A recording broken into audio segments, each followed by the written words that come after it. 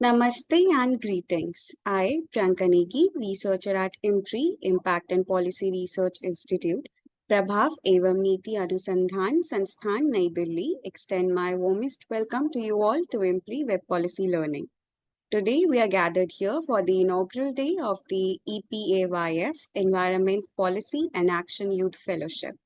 IMPRI, with its steadfast dedication to environmental advocacy and youth empowerment, proudly announces the launch of the first cohort of Environment Policy in Action Youth Fellowship.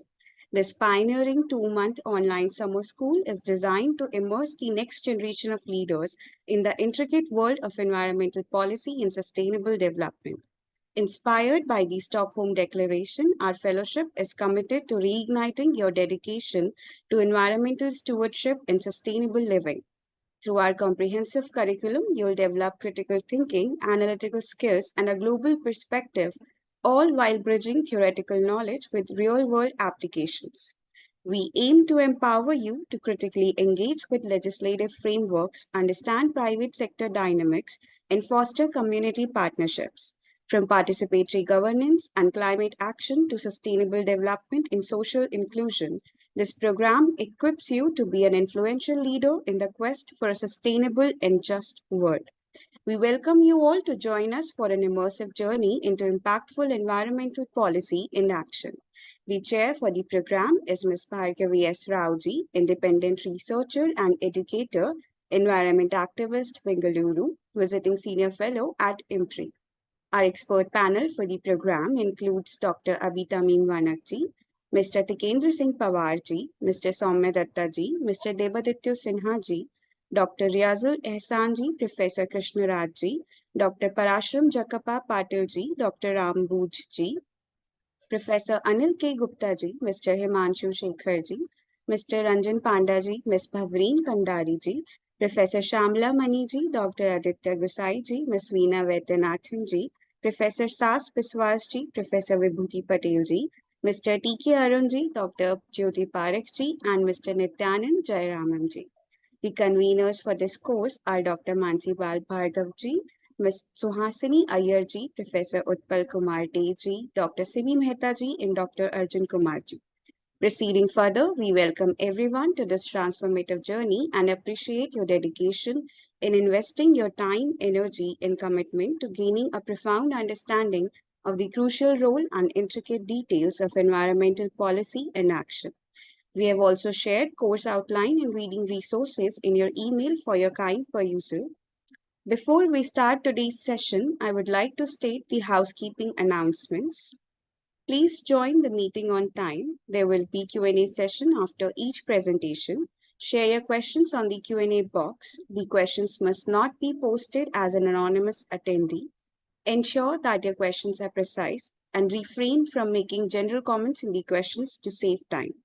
To begin today's session, I would like to invite our chair, Ms. Bhargavi S. Raoji, independent researcher and educator, environment activist, Bengaluru, and visiting senior fellow at IMPRI to give her opening remarks. We welcome you, ma'am, and over to you.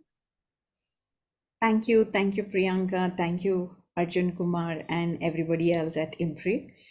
Namaste and good afternoon, everybody. As chairperson, alongside so many distinguished colleagues of the Environment Policy and Action Youth Fellowship, a pioneering initiative by IMPRI, it gives me great pleasure and honor to extend to you all a very warm welcome on behalf of the team that has very carefully curated this program for you. In its latest climate assessment, the IPCC made it very clear that the climate crisis is accelerating at a pace like never before and warned that it is now or never to limit global warming to 1.5 degrees Celsius. In this regard, it has been the voices of the youth that are becoming a catalyst for change, demanding action, holding authorities, businesses, and societies accountable. The climate strikes and protests and use of social media in a very creative way to drive home the point is truly commendable. Youth action extends beyond protests and campaigns. Young people today are influencing conversations and working on solutions to address local problems, bridging the gap between knowledge and action. They have benefited from the intergenerational knowledge, experience, and cooperation. New perspectives and ideas are ever evolving to bring in meaningful change. But yes, on the other side, according to the Delhi-based Center for Monitoring Indian Economy, India's unemployment rate stands at 7.6% as of March 2024. The ILO and IHD's report revealed that 1 in 3 young people in the South Asian region has neither education nor employment or training. This is a very worrying scenario, as in such a context, the youth will not have the agency for learning and taking appropriate action in a climate emergency or an environmental catastrophe. And many of them will be those coming from the most marginalized sections of the society and extremely vulnerable to the impacts of climate change. Air and water pollution plague our cities today. Food and water shortages have already begun to show their impacts. Waste management continues to be a big challenge. Biodiversity and habitat loss continue unchecked. Land-intensive developmental projects such as industrial corridors, power plants, mining projects, airport and port expansions are displacing and dispossessing farming, fishing, and other traditional livelihood communities across the country. Land, including the commons, are being taken over without local people's free prior informed consent or participation in decision making. Prioritization of certain projects has resulted in the dilution of environmental, forest, biodiversity, and other laws.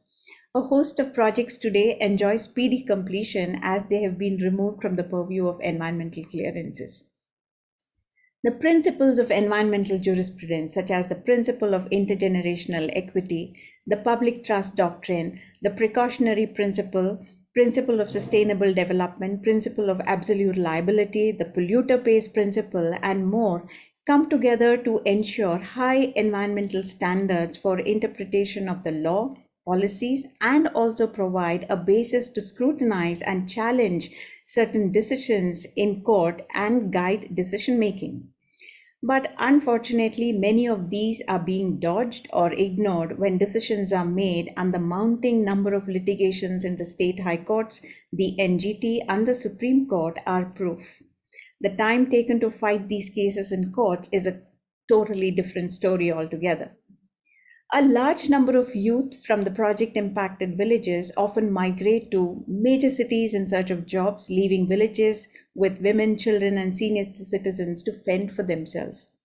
Reinforcement of caste, class, religious, language, and other divisions has worsened the economic status of certain communities in these areas. Girl children are being pulled out of school, child marriage incidents have shot up, and access to public health remains a dream. An FAO study of 2023 revealed that South Asia is prone to extreme hunger and most vulnerable to climate change. The report highlights the increasing numbers of anemic women, children, and low birth weight and wasted children. This just explains the status of nutritional security at the household level in such areas where communities have been stripped of their potential to earn their 2 square meals a day. Ironically, India is the largest producer and exporter of many agri products, but about 20% or more of the people below the poverty line have very low ability to buy food grains. Lessons from the COVID-19 pandemic changed little as business as usual swept the world in the name of building back better. Farmers continue to protest in the country, demanding minimum support price, loan waivers, fair land acquisition processes and compensation, pensions, withdrawal from the WTO, proper implementation of the MNREGA, recognition of indigenous people's rights, and better seeds. The question, therefore, remains or emerges, how do we deal with all of these? Who makes these decisions? How are they made? Who benefits? Who loses? And what can be done? And how can we engage to bring about a change for a planet where resources are used in a just and equitable and sustainable manner, and also ensure no one is left behind? It is in this regard I wish to congratulate every one of you who has enrolled in this program, as you have chosen to engage with these questions and understand better at a very critical moment in the history of this planet. It is a pleasure to see participants from across the country who represent students, lecturers, researchers, industrialists, business persons, government office representatives, and other communities. I am sure this course will serve as a catalyst for strengthening your knowledge about the environment and also demystify the decision making processes to help combat not just climate change, but a variety of local environmental challenges. The thematic sessions that have been thoughtfully put together, the speakers who again represent academia, civil society, government, industry, and various environmental and social movements, and the diversity of experiences they bring will have a deep impact on your learning. I'm sure it will inspire you to bridge the gap between the many sectors and also translate all your learnings into action. In addition, I am most thankful for the ceaseless efforts of the team who have been working relentlessly in the background to make this a great learning experience for each of you through the carefully selected readings, the well thought out group discussions, the feedback and guidance over assignments, and more is truly commendable for the effort that they have put in. Courses such as this one provide an opportunity to understand and discuss common challenges, share best practices, and discuss groundbreaking research and technology that will help environment actions to grow, adapt, and also innovate as they can meet the realities of today and the demands of tomorrow. Through such a fantastic collaboration, IMPRI has been able to reach far and wide and bring such an interesting cohort of participants from across the disciplines to learn from a set of countries' best action researchers and practitioners. Once again, I'm grateful for your participation and support, and also thank IMPRI for giving me this opportunity to chair and anchor the session for the coming 2 months. Thank you so much, and over to you, Priyanka. Thank you so much, ma'am. That is a powerful introduction and definitely a nudge in the right direction for our upcoming program for the next 2 months. With that, we now move on to the first session of the day, and I'm delighted to invite Dr. Tamim Vanakji, Director of the Center for Policy Design at IMPRI, for his keynote address on environment policy and sustainable development issues and challenges. Over to you, sir. Thank you very much, Priyanka, and thanks to the organizers and IMPRI, and especially Bhargavi for inviting me on this panel and to give this keynote address. Just share my screen.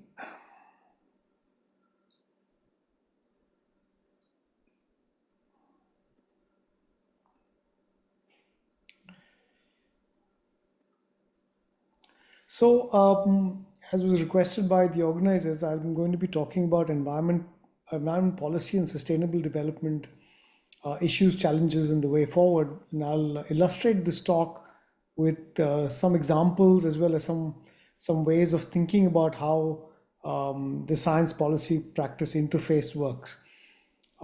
Before I start, I want to acknowledge that this work is not just mine. It's done with a whole team and in collaboration with many different institutions. There are many people behind the work that I'll be talking about. In particular, folks like Ms. Anuja Malhotra, who's a policy manager at a center, Sanjana Nair, Gautam Aradat, and several others. So we have very ambitious sustainability goals. Before I continue, I'm just going to check, are you able to see my slides moving? Yes, sir. Okay. So India has set some very ambitious sustainability goals. Related to climate change, we have two main goals. One is to reduce emissions. So we have promised that by 2030 we'll cut total amount of greenhouse gas emissions emitted for every unit of GDP by 45% over the 2005 level, and obtain more power from non-fossil fuels. We'll basically by 2030, country will draw 50% of its cumulative electricity requirements from non-fossil fuel resources. A third objective is also a focus on healthy and sustainable ways of living based on traditions and values of conservation and moderation. And this is something called Mission Life that was introduced a couple of years ago by the government, by the Ministry of Environment, Forests and Climate Change. In addition, India has set a target to be net zero by 2070. We are also party to the Sustainable Development Goals. We are party to several international agreements such as the UN Decade for Ecosystem Restoration. We are part of the climate change COPs of the UNFCCC. We are a party to the Convention of Biological Diversity. We even hosted the COP on the UN Convention to combat desertification. So when it comes to environment policies, India really has been a leader in the global south. But as we know, climate change, degradation and biodiversity loss are complex issues, and there's a lot of interconnectedness. In fact, as Bhargavi was mentioning, there's a lot of complexity, not just with the natural sciences side of it or the biological side of it, but also the social sciences side of it, and how people are part of this whole thing. So people's rights are deeply intertwined with management and sustainability of our natural resources. Often what happens is that managing all of these requires a lot of interface between many different actors. And so this is what I'm going to talk to you about a little bit today in terms of bridging this science, policy and practice interface that I'm talking about to sort of tackle these complex place-based sustainability challenges. Okay. So let's begin first by classifying some of these sustainability, the sustainability SPPI, which is the science policy practice interface. So one such category is called the knowledge gap. Okay, so in this case, we assume that there is that the only thing holding us back is a lack of knowledge. And if we are able to fill this knowledge gap and all the key stakeholders agree that science, that scientific knowledge has the highest relevance and it has all the solution to deliver the that science will deliver the solution, then the approach is straightforward. It's a linear model where knowledge is transferred to the policymakers and policymakers then act on that and deliver a policy that will solve the problem. And we'll talk of a couple of examples on this. One example, for instance, is whenever there's a disaster or a calamity, or with the COVID pandemic, although the COVID pandemic was not completely linear, but eventually it was a matter of having a knowledge gap. A more straightforward sort of conservation example I can think of is when we had the vulture population crash in the 1990s. Then scientists, everybody was, first of all, the government was unaware that such a crash had happened until the scientists reported it.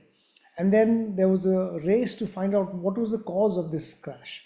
So once we came to know that it was because of diclofenac, the drug that was being administered to livestock, immediately the government, or in a very short period of time, the government banned the use of diclofenac for use in livestock, in the livestock industry. Now see, that's a very linear path. So there were results, the science was clear, there were results from that, and those results led to some policy change or a policy tool in place to try and mitigate the impact of something that was causing a problem. We wish things were as simple as that in most cases, but given all the other challenges we face, there are multifaceted problems. So that's the second category of the SPPI.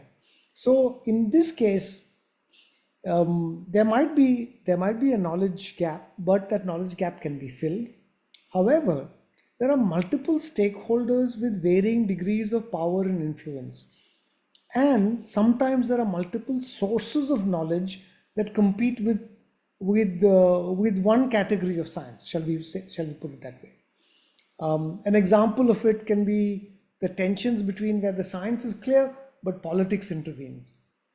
Okay. Say for example, since with the cheetah reintroduction project that's happened, it's facing a lot of headwind.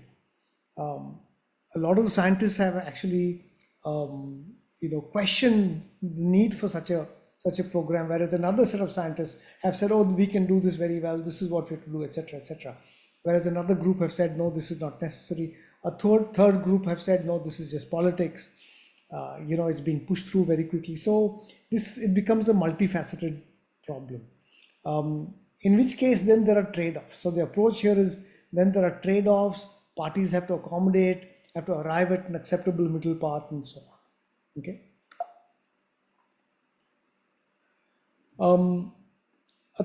A third category is the hegemonic alliance, where policy and practice join hands and actually undervalue the science. Okay. So for example, when we had the Green Revolution, we achieved that through massive use of groundwater, so pumping groundwater. Now the science is very clear here that if you continue pumping groundwater, you're going to have lots of negative impacts on soil. Eventually, you're going to face a crisis of the availability of groundwater itself. You're going to have increased salinity problems.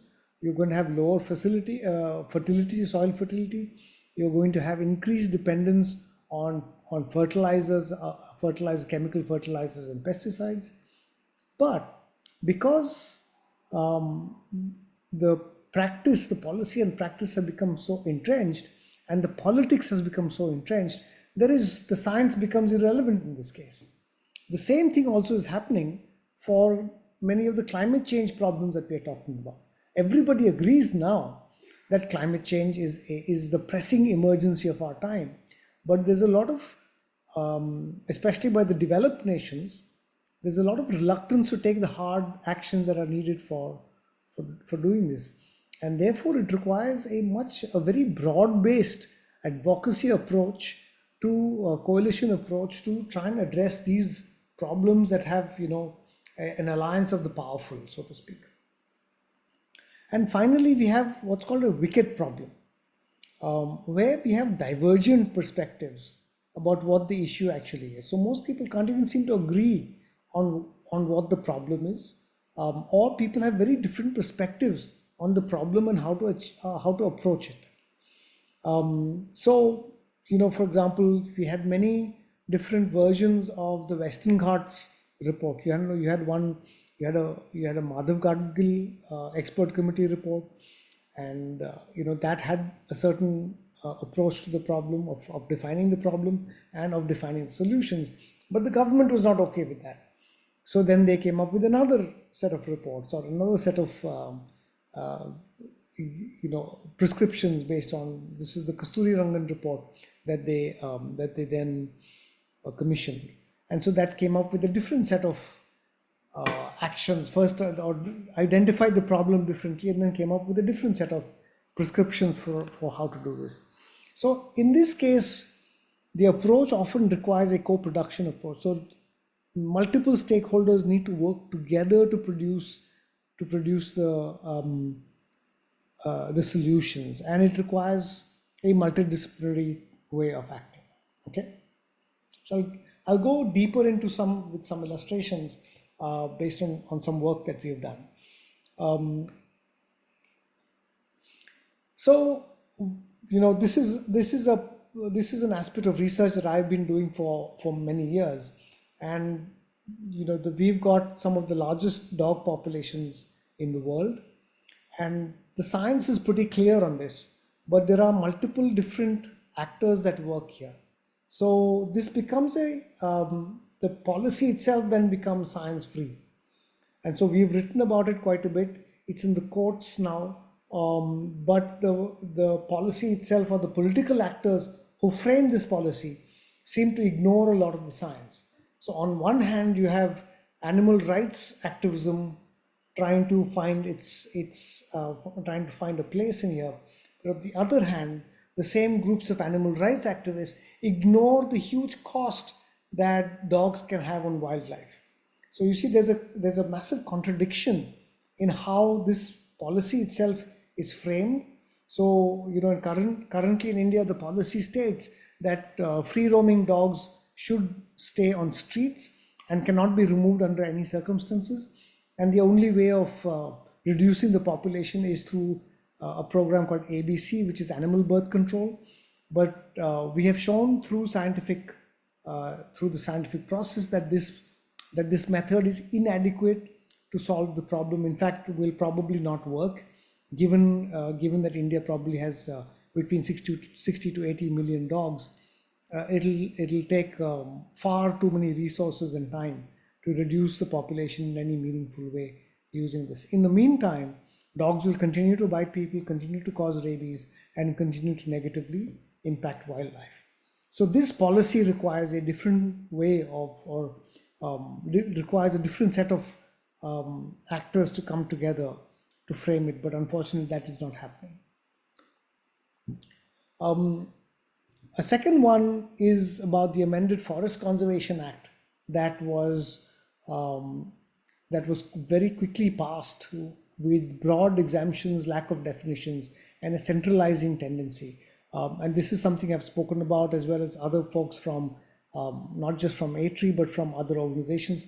I think even Deboditya, who's going to come on this course later on, may talk about it a little bit.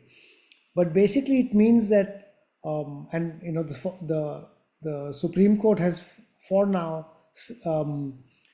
said that the definition of forest will continue as it was, including asking states to declare what deemed forests are available.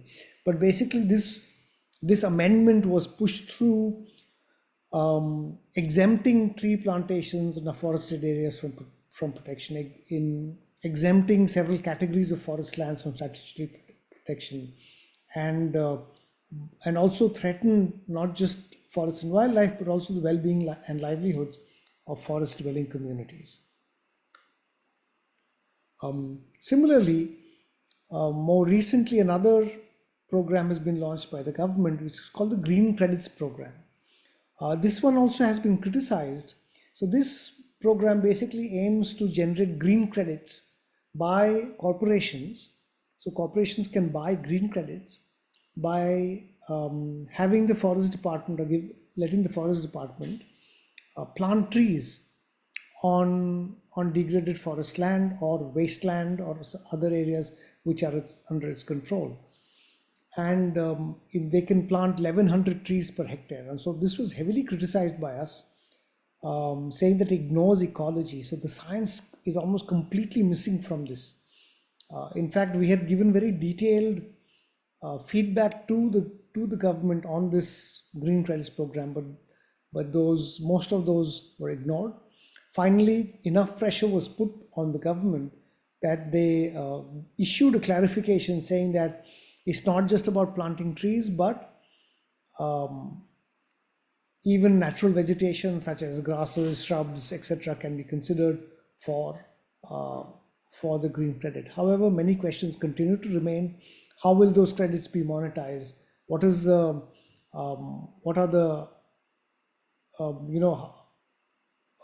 the monitoring mechanisms for this, and so on and so forth. Another example I'll give you is about the Wildlife Protection Amendment Bill, or the act that has been passed now. It's been 50 years now since Project Tiger and the Wildlife Protection Act has come into force. How shall we call this? Shall we call this a success? If you look at many parameters, definitely yes, the Wildlife Protection Act in its 50 years has been a resounding success. It has brought some species back from the brink. It has definitely helped in solidifying a conservation ethos in the country, and it has protected large tracts of land, although still less than about 5%, and brought them under the protected area network.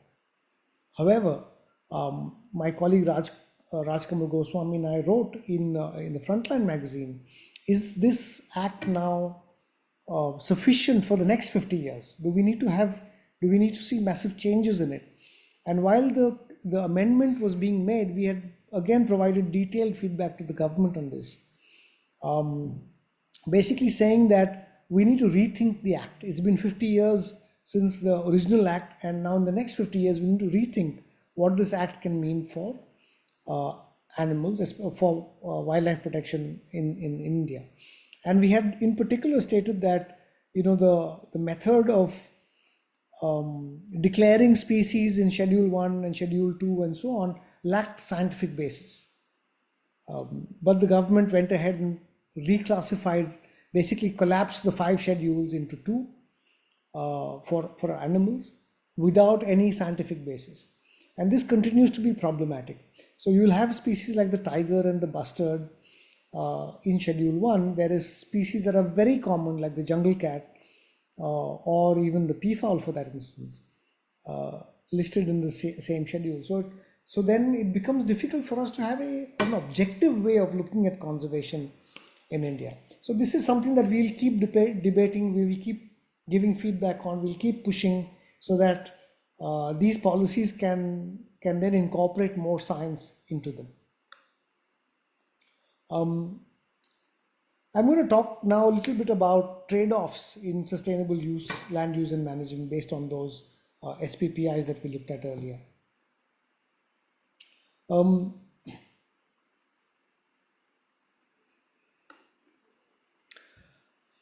So one thing I mentioned earlier, is that the government is really keen on, our targets for sustainability are very high. So we want to generate at least 50% of our power now from renewable sources. So this is a good thing. This is part of our climate change mitigation goals. Things that we promised in Paris as part of the Paris Agreement. So therefore, large-scale renewable energy projects such as wind and solar are being set up all over the country. However, there is a flip side to this. And if I go back here, I've said here in the bottom, Paris versus Aichi. So all of you might be aware of what the Paris Agreement was. These are the climate change goals that the world has set. But the Aichi protocols also are about saving biodiversity and our goals for protecting biodiversity. And so why is it a versus? Why is our climate change goals now acting against our biodiversity goals? So this is something that we've been cautioning the government about. And this is also a part of the, looking at how we can integrate science into policy. So I'll give you an example of that. Green projects in India are exempt from environmental impact assessments. Okay, so while we are setting up these large solar power plants over hundreds of acres or hectares of land, we're ignoring the ecological footprint of these power plants. And there's a reason for this. It's because most of these projects are deployed on semi-forested and savanna ecosystems, or what are called open natural ecosystems, such as grasslands and savannas, rocky plateaus, deserts, and so on and so forth. Okay, why are these landscapes threatened? Many of these areas have critically endangered species such as the great Indian bustard.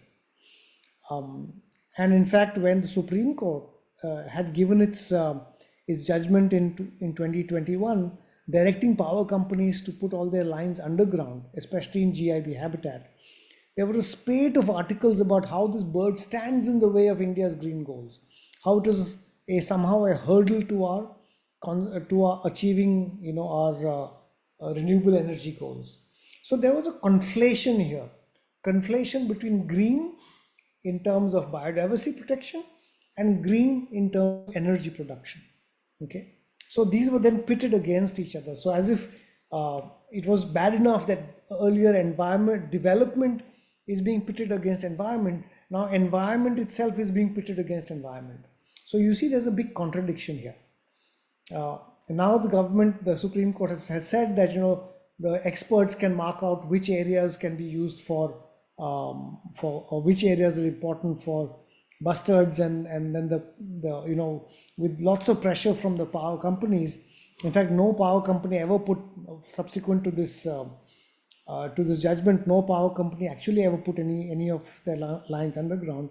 Instead, they put massive pressure on the government to get the Supreme Court to overturn this judgment, which has partially happened. Okay. And a root cause behind all of this is an undervaluation of what we call open natural ecosystems in India. Okay. Most of you are familiar with India's forested landscapes, but how many of you might be aware that also there's something called an open natural ecosystem, which are mostly non-forested, and these cover about 10% of India's land mass. Unfortunately, most of these areas are also categorized as wastelands by the government. And these are the areas that are then targeted for RE deployment. However, we have done a lot of work on this, and we've shown that open natural ecosystems in India are important for people and livelihoods. They are the source of economic resilience for more than 10 to 20 lakh pastoralists in Maharashtra alone. But overall across India, millions of pastoralists are dependent on open natural ecosystems. ONEs are a reliable and critical storage for below ground carbon, and I'll talk about this a little bit more. And they're also important for biodiversity conservation. We have many endangered species which are endemic to our open natural ecosystems. I mentioned the bustard, but there are many others such as the chinkara, the blackbuck, the lesser florican, the Indian wolf. And now the government has finally recognized the importance of these open ecosystems and has brought in the cheetah. And they're claiming that cheetahs will now save our grasslands. However, before that happens, they have to change the wastelands policy. We've also got a lot of focus on carbon sequestration, again to meet our our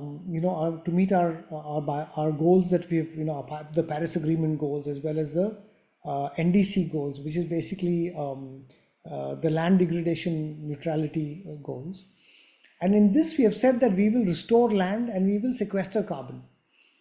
But most of that carbon sequestration goals have been set in tree planting programs. All of us believe very firmly and fervently that by planting millions of trees, we'll then be able to reverse deforestation, we'll be able to reverse the loss of carbon from our ecosystems. However, if you look at a large part of India, it doesn't fall under the tropical forest biome. So here you see in this, there is the tropical forest biome, which is what we assume most of India to be. And a lot of India is tropical forest. And you can see that a lot of carbon sequestration happens in tropical forests. Above ground, it stores about 120 tons of carbon per hectare. And below ground, it stores about 123 tons of carbon. So these are from global figures. This is from the IPCC report. However, if you look at this square here, you'll see that tropical savannas, which occur in much drier landscapes. Now, what are these dry landscapes and where are these dry landscapes? These dry landscapes, as I'm sure all of you who are familiar with most of peninsular India, will see that all the semi-arid landscapes of India cannot support forests because there's not enough rainfall. Areas that get less than 800 mm of rainfall cannot support forests. Instead, those support tropical savannas. And in tropical savannas, because there's far less rainfall, you have lower above ground carbon sequestration. Okay, so your trees are lower. So above ground, there's less carbon sequestration, only about 29 tons per hectare. But if you then look at what is below ground, okay, the figure is similar to that of tropical forests.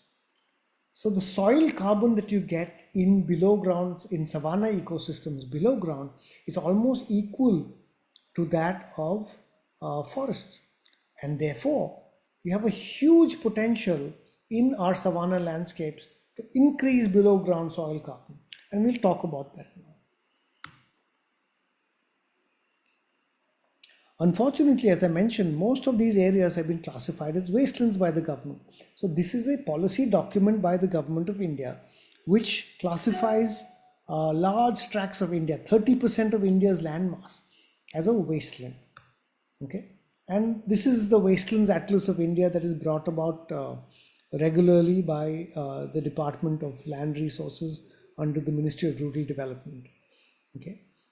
So under this, there are various categories of wastelands, including degraded pastures, grazing lands, land with dense scrub, land with open scrub. These are all your savanna ecosystems or open natural ecosystems. Okay. The other problem that happens is that, in forests, most of the forests in India are governed by the Forest Department. They were declared as forests under the British, and with the Godavarman case, a lot of areas that met the dictionary definition of forest were then considered to be deemed forests. But the grasslands of India and the open natural ecosystems of India, unfortunately, have fallen through the gaps. Therefore, most of these areas are not governed by any single entity. Instead, multiple entities govern these lands. So this is just a quick. This is an analysis we did for one state, but this shows you all the various departments that are governing wastelands, from revenue, so Department of Agriculture, Department of Rural Development, Department of Revenue Land Record, Department of Planning, Department of Animal Husbandry, Department of Mines, the Forest Department, Industrial Development Corporation, so on and so forth. So the governance of grasslands itself is not in any one entity. So therefore it becomes a huge problem. So you saw that the multifaceted problem, this is one of those. So how do you then reconcile how you can protect these landscapes? It then requires a partnership. It requires a dialogue between all of these different stakeholders to think about how we can manage these landscapes for the benefit of multiple stakeholders, not just for anyone. Okay. These are all the various policies that govern grasslands. I'm not going to go into detail on this. If anybody is interested, please write to me and we can share all these details with you. Okay.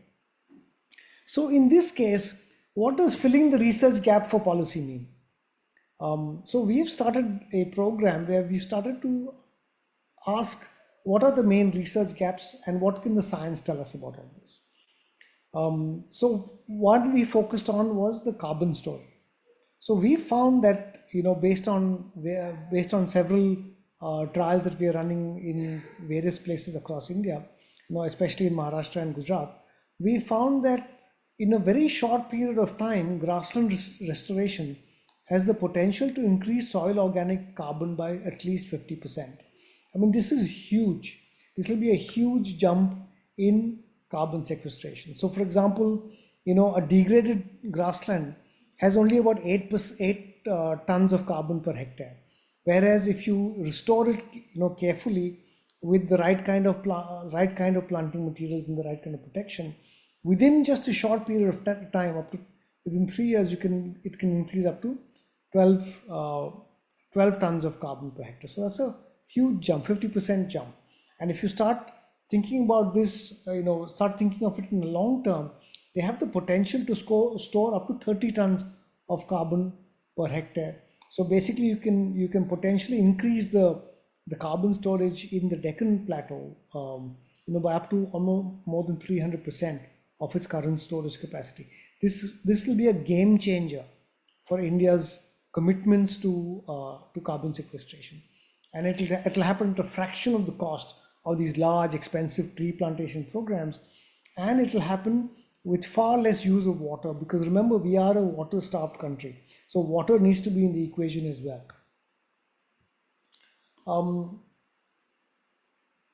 So how do you then take these messages, different messages, and take them to the government? Well, you have to prioritize areas, not, as from, from the sustainability side, from the conservation side, we have to agree that some areas are required by the government and by other stakeholders for industrial purposes or for other purposes. So then we have to identify which areas should be set aside, as no-go areas for large-scale conversion, and which areas can be prioritized for conservation or for livelihoods, and so on. So then we have to come up with these kinds of maps. So these are modeling exercises this is an example from Maharashtra, but we're doing this for all over India. So this kind of exercise can help you suggest to the government that, these kinds of areas are important for biodiversity. Please demarcate them as no-go areas, or such and such areas are important for livelihoods. So for example, all the pink dots that you see in this map are landscapes that are used by nomadic pastoralists for their grazing routes. So we can recommend to the government that this is important for rural livelihoods, or livelihoods of the poor and marginalized people. So therefore, don't do anything that will compromise their livelihood security. And if you are protecting grasslands for people, then automatically you're also protecting these grasslands for biodiversity. Okay. So these kinds of exercises need to be done, where you can talk to different stakeholders and come up with potentially win-win situations. So the sustainable management of these grasslands requires us to recognize the importance of these open natural ecosystems for climate and for carbon and climate.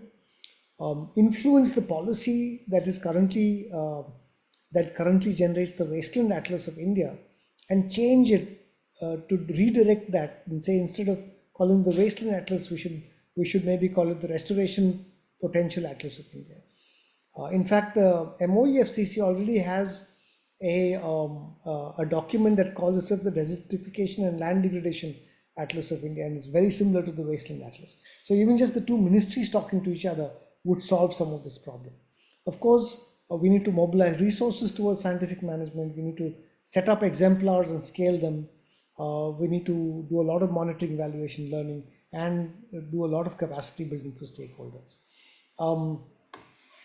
I think I'm coming close to my time, so I'll give you one final set of examples.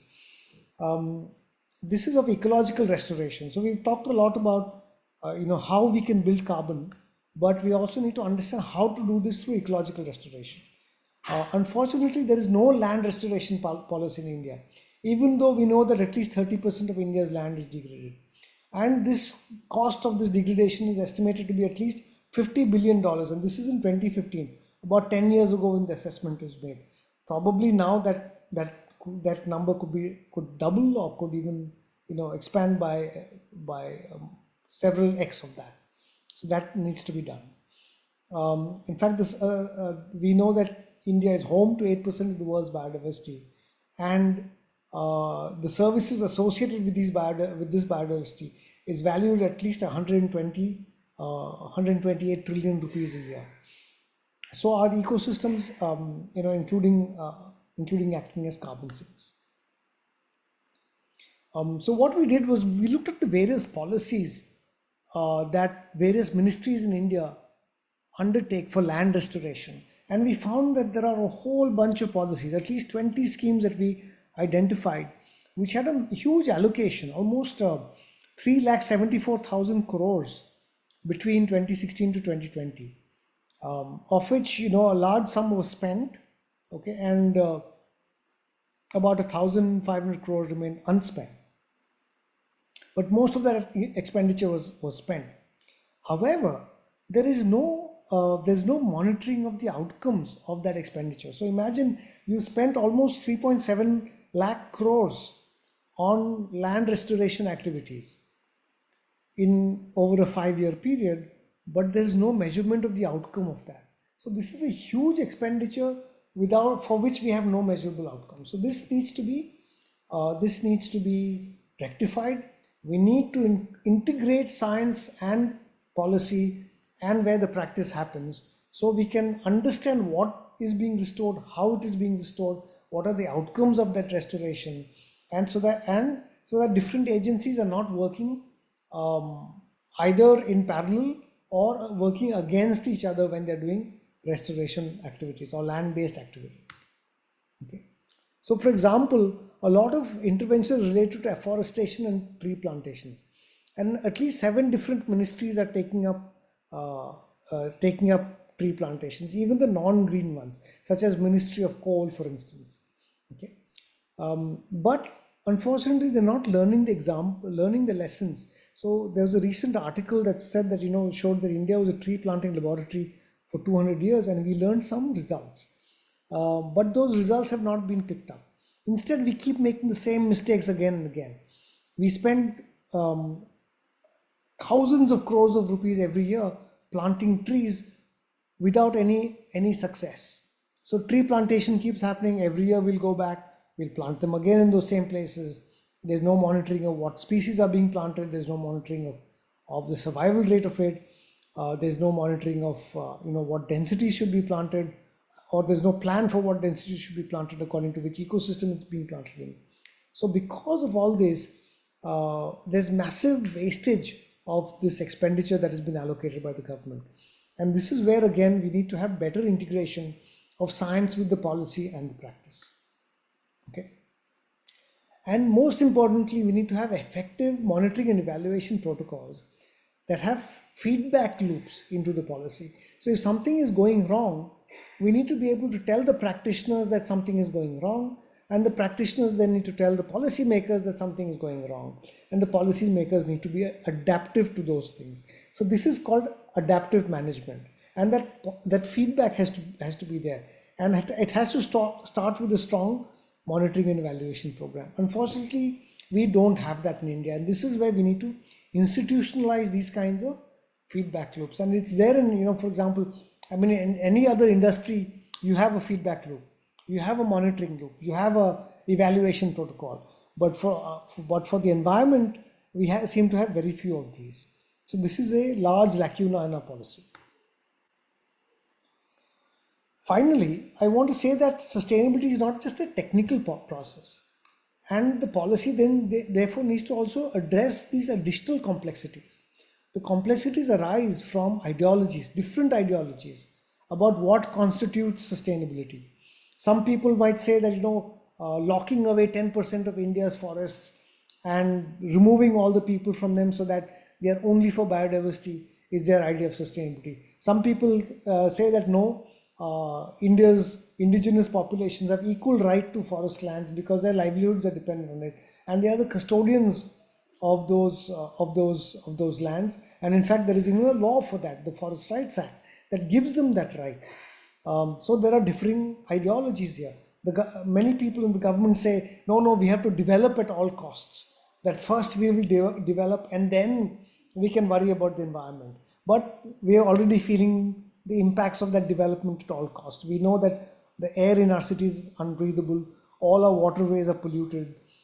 We barely have any biodiversity left in most of our land. Our soils are getting degraded at an alarming rate, and climate change and the impacts of climate change are being felt across the board.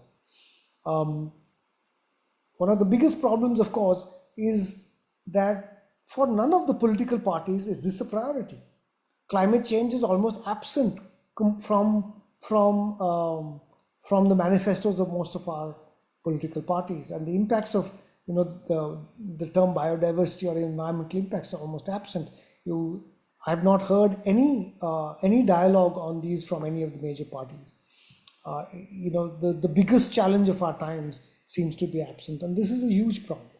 So policy needs to think about, policy does not exist in a vacuum. It occurs within a societal framework, it occurs within a political framework, and so how we look at those policies then needs to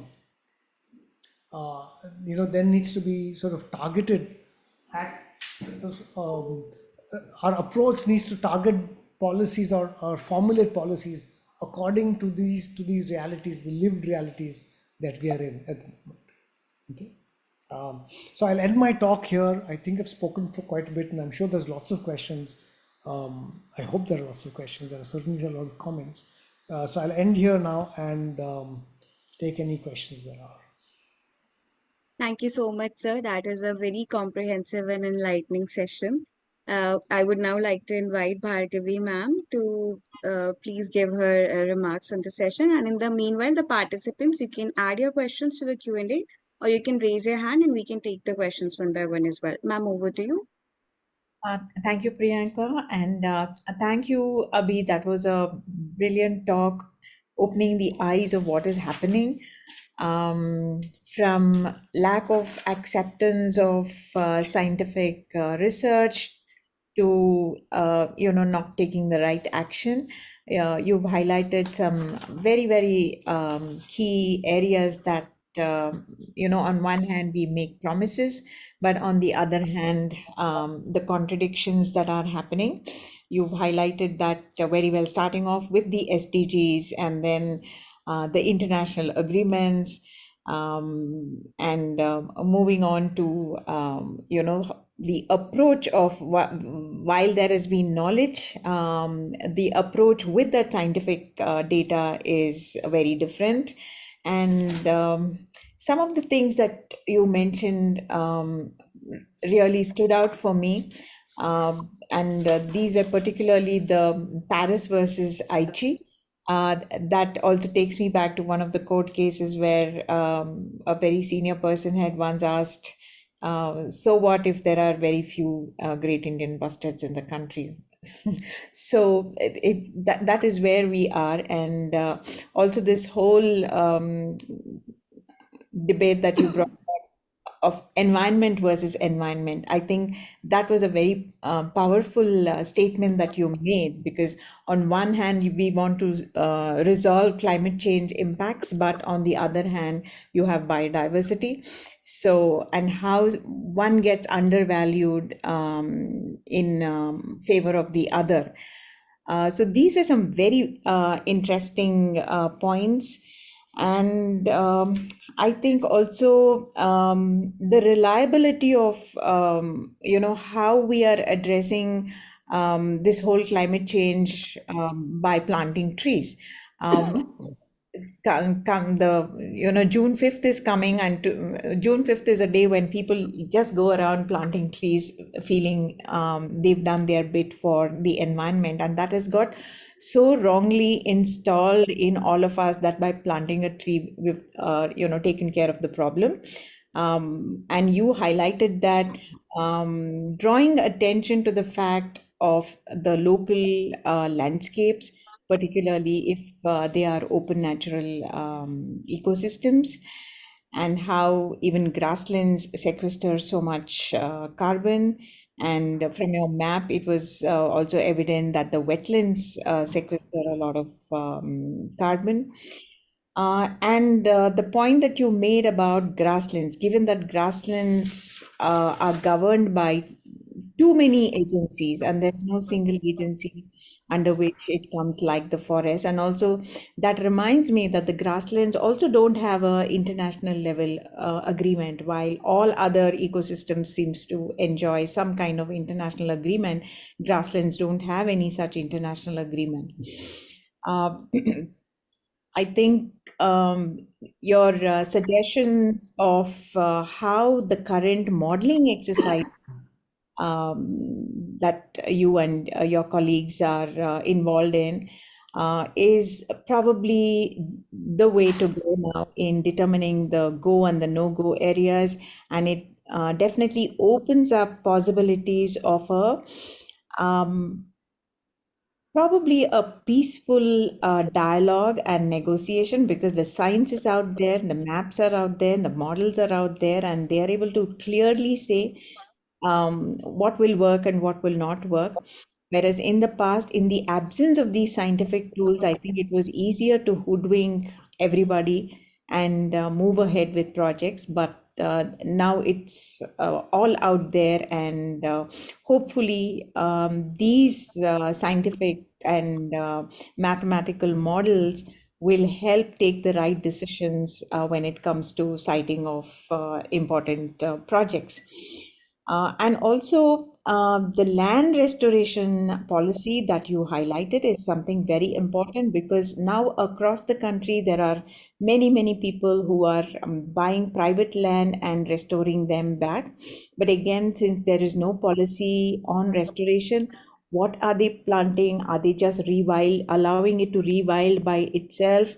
What are the methods that are involved in these restoration exercises remain very diverse and very unclear, mostly going by their intuition in many places that I have seen, is what is in practice. I think, again, pushing towards having a restoration policy is something very important that you highlighted. And your examples of having 20 odd schemes, which had absolutely no monitoring and so much money had been spent on it, all of that was truly very insightful.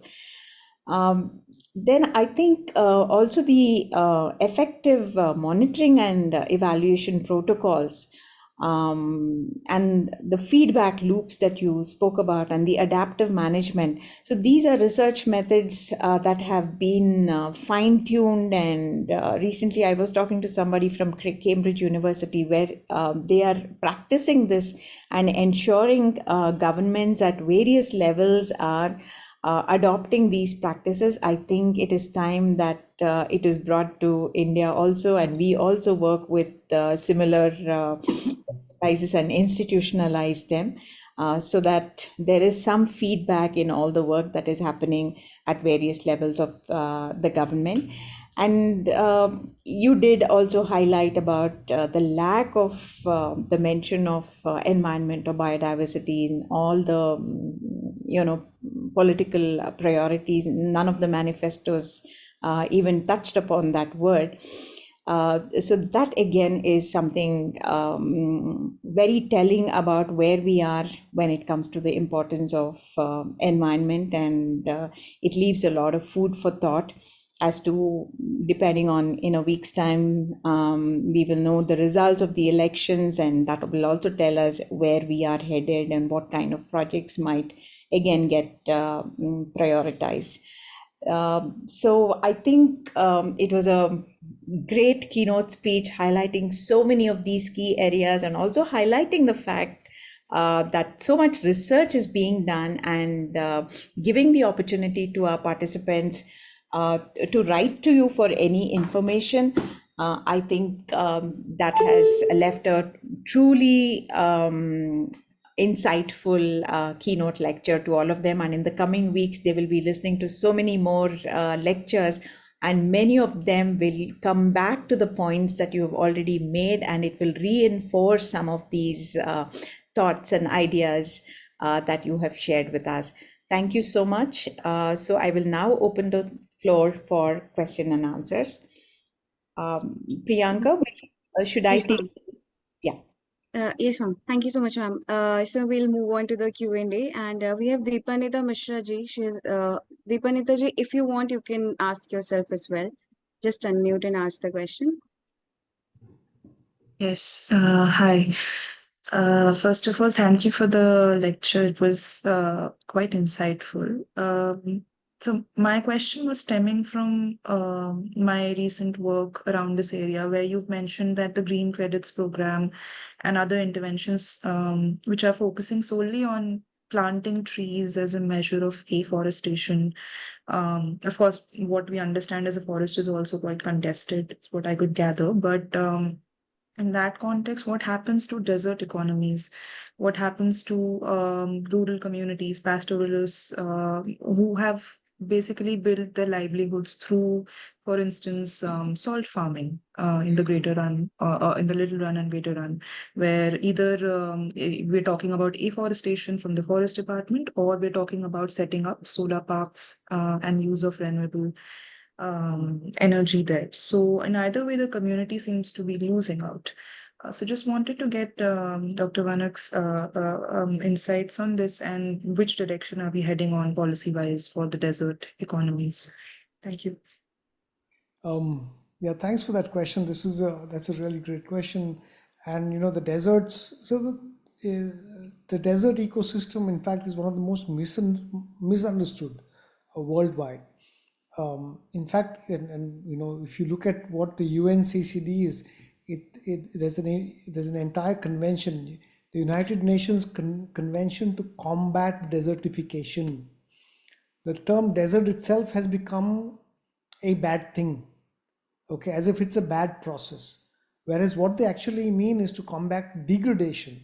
Deserts are ecosystems in their own right. They have a long evolutionary history, geological and climate history. Okay, they didn't just come as a result of somebody cutting down a forest. Okay, they came because of a long interplay of climate, of changing climate, of changing geographies, of changing geology, and time. So deserts are as unique as wetlands and forests. So the idea that we should stop desertification, or we should stop change the desert, green the desert, is in my mind as destructive of the landscape as trying to cut down a rainforest. So in India, of course, and in many other places around the world, people have also evolved unique ways of living with these harsh climates, and this is something we need to respect and acknowledge. There's great, I mean, in Rajasthan, of course, there's great cultural ties with the landscape.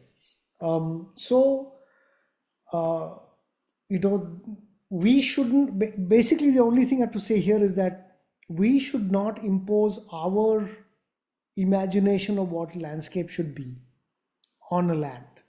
We should let the land tell us what it wants to do or what it can do. Okay, so if the land tells us that, and by land I mean also its climate and its rainfall and so on, is that if rainfall is scarce and this is the type of vegetation it can produce, then this is all it can produce. Don't try and artificially force it to do something else. In the long run, or even in many cases, even the short run, it will fail.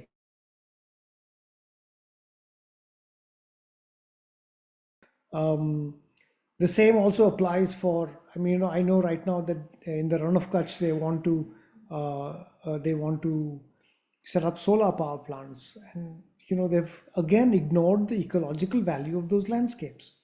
It comes at a cost. Those costs are often not borne by the companies who promote these. Those costs are borne by somebody else, and therefore those externalities are never factored in. Only an economic argument is often given, and under the guise of green, we are, like I said, we are forgetting the other side of it, that there is a cost, and unfortunately, either biodiversity suffers or the most marginalized suffer. And the Bunny stands as a great example, where to stop the run's encroachment, they planted prosopis in the 1960s, and it took over the landscape. It completely changed the livelihoods of the people. It completely changed the ecology of that landscape. You converted a grassland into this wasteland of prosopis. So yes, so we have to keep local ecologies in mind whenever we are thinking of any kind of intervention, and this is where we have to take a biogeographical approach. Each India is divided into several biogeographical realms, and we should just do things according to what each of those realms are. It's as simple as that. I mean, simple in theory. In practice, of course, things get more difficult. There's another question here from Tanisha. Shall I just go ahead and read it so I can, Sure, sir. say what mine? Yeah. So, what is the role of bureaucrats between environment policies and political party agendas? So, bureaucrats, of course, are the key link between what happens, what the politicians want, and ultimately what happens on the ground. Politicians come and go, bureaucrats remain. So therefore, bureaucrats are actually amongst the most important players in this. And when we interface, we rarely interface with politicians. We often only interface with bureaucrats.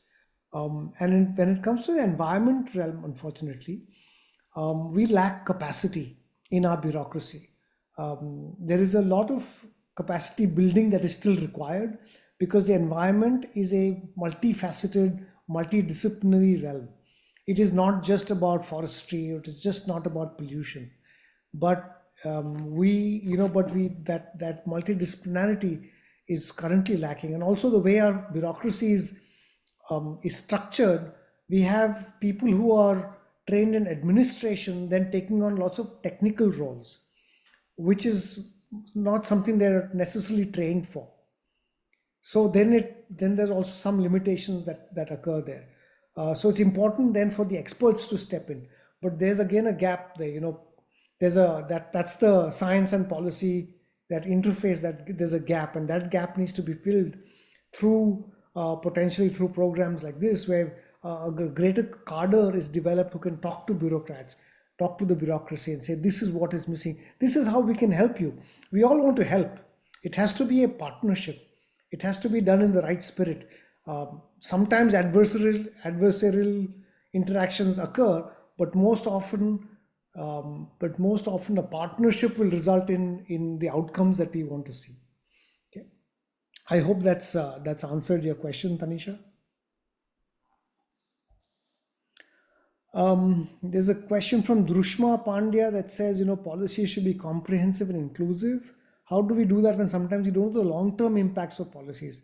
So to answer your question, we need to understand what the feedback loops are.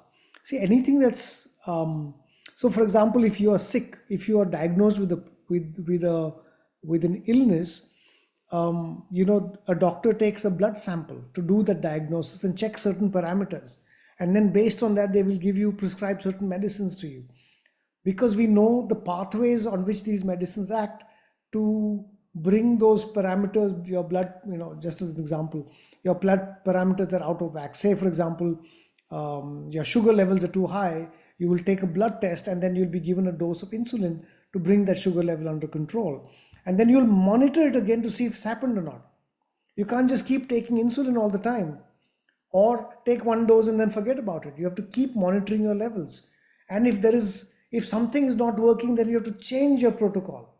So this is the same thing. You have to continue monitoring and evaluate, and then that feedback loop has to be reported saying, we are doing this, but it is not having a desired impact. Because when we do something, we expect to see some impact. We expect to have a goal, a policy goal, an outcome goal. And so if we see that those changes are not meeting those goals, or we think that those goals are not going to be achieved by the actions that we are doing, then we need to change something. And that can only happen if you keep measuring along the way. Unfortunately, we don't do that. We just assume that once we've started something, we'll keep doing it in perpetuity, and magically our goals will be met. So for example, there is a goal of achieving 30% forest cover in India, and we assume that if we keep planting trees, we'll achieve that 30%. Whereas that's not happened. It's been 50 years now since that goal was put in place, and we've spent lakhs of crores of rupees. Nothing has happened. We've actually seen loss of forest cover. So we need a feedback loop. We need adaptive management. We need policies that listen to realities that come from the ground. Okay. Why do we lack comprehensive environment or climate policy? Actually, we don't lack environment policy. We have some of the most comprehensive environment policies in the world. Some of our the Forest Conservation Act, the Forest Act, the Environment Protection Act, the Wildlife Protection Act, they are all very comprehensive. I mean, the Wildlife Protection Act has some problems, but most of the other environment ones are very comprehensive. We have a climate change policy. The problem is not necessarily in some of these policies, but the problem is in the implementation of these policies. The fact that these policies may have been created without thinking about all the stakeholders that were there, without thinking about the pathways to implementation of all of these policies. So that's answering that question. Does the green credit program cover below ground? Not to our knowledge, it doesn't. In fact, the green credit program is very thin on specifics. We don't even know what the credits will be generated on. We don't know what the M&E protocol is for that. We don't know what is the basis for which credits will be issued. So there's a lot of lacuna in how the policy itself has been framed, and we hope that the government will make it clear and they will have to, because as soon as they start implementing it, all these questions are going to arise. So currently there's only a one-page document that says green credit program. That's it. So this is all I can see here in the, oh no, there's a couple of, where private-public partnership models stand in environment policies. This is where I think there is more partnership required. So I can give you examples from my own work or from our work at EPAYF. We have signed MOUs with state governments in Maharashtra. We are doing so in Tamil Nadu. We're doing so in Karnataka to work with the government to better inform and to better implement some of these policies on the ground. So more of that is required for agencies, for the scientific institutions, the experts, and I mean experts not just from the natural sciences but also from the social sciences to come forward. The policy research, for example, IMPRI, to come forward and better inform government on environment policies. The last one is, what do you think about using interventions like JFMCs for managing forest cover? Actually, JFMCs are a great tool for doing this if they are done in a manner that recognizes local realities and recognizes that there are different stakeholders even within village groups, even within panchayats. So a lot of my colleagues are actually looking at some of this, how to operationalize JFMCs for better management. For example, even under the FRA, the Forest Rights Act, there are lots of responsibilities that then devolve to the Gram Panchayat or to the people who've gotten the community rights about joint management or co-management of forest land. So this is something that that there's a lot of scope for improvement, a lot of scope to operationalize some of these policies that are currently there. And this is, again, it requires, the forestry bureaucracy in India has a lot on its hands. Okay, they are understaffed, overwhelmed. In many cases, they've got too many political pulls and pushes. So they may not be necessarily keen to do some of these things. And that's where the private sector, I mean NGOs and other groups, need to come in and assess and help the bureaucracy in implementing some of these. And for lots of NGOs this is where the civil society groups can play a huge role in working with the government to see. There will be a lot of pushback in many cases because there are other agendas at work. But if it's within a legal framework, then the bureaucracy is required to act on that.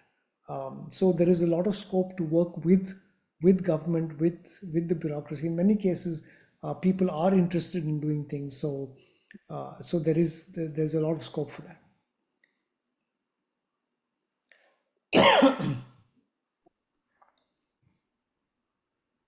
Thank you, sir. Sir, I think Ketan ji wants to ask a question. You can go ahead. Hello, sir. Hello. I asked one question earlier. As we lack some of the comprehensive policy, just to follow up question, as you said, there are some of the very comprehensive policy we have, but still they lack into take into consideration recent changes which are induced by the climate change or the climate change induced extreme rain, and the way it is impacting the livelihood of the marginalized people and the livelihood, because these are the people who will be at the vagaries of the climate change, not the one who are well off. So in that regard, Now, I think this is an excellent question, and actually, I will disagree with you that. I mean, yes, the marginalized will suffer the most, but the impacts of climate change are in some sense going to be a great leveler. We are seeing the richest nations in the world being brought to their knees because of the trouble they've created themselves. We are seeing extreme flood events destroying rich cities as well. So in that sense, nobody is going to escape. Nobody's going to be able to escape. Of course, the better off have more means to be able to be more resilient. And therefore, I think that's why it's important, and you're absolutely right. And this is a big lacuna, is that we are very static in our policies. We think once we Yeah. made a policy, it's set in stone and that it has to be followed. Whereas climate change is going to throw a huge spanner in the works for everything. Okay, because we are going to have to constantly be constantly be rethinking what's going to happen, be using the latest scientific tools at our disposal to look at future climate scenarios, to look at how how rainfall is going to affect or how rainfall is going to change. We have some models already. We should be already thinking about it. We should be thinking, what is this land going to look like 10-15 years from now? We cannot say this is what it is now. We have to be thinking what is going to be 15 years from now. What are the crop cycles that what are the crops we can grow here? If you're going to have an extreme flood event this year and then a drought for the next 2 years, what is going to happen to the water situation in these areas? We're going to have to think about movement of animals. From a wildlife conservation perspective, the seasons themselves are changing, so animals are doing things differently. There's a change both in the latitudinal as well as altitude movement of animals. Animals are expanding their ranges into areas that they weren't there before. All of this is going to pose extreme challenges for a country like India, where basically there's no more space for anything to move anywhere else. So we are going to have to consider all of this. And that's why all our climate change plans need to factor in all of these various things. And therefore, you can't just have one agency looking at any of this. It has to be an all hands on deck kind of approach. From it's the environment. So there's something called One Health. And I've often said that, we need to use the One Health approach for everything.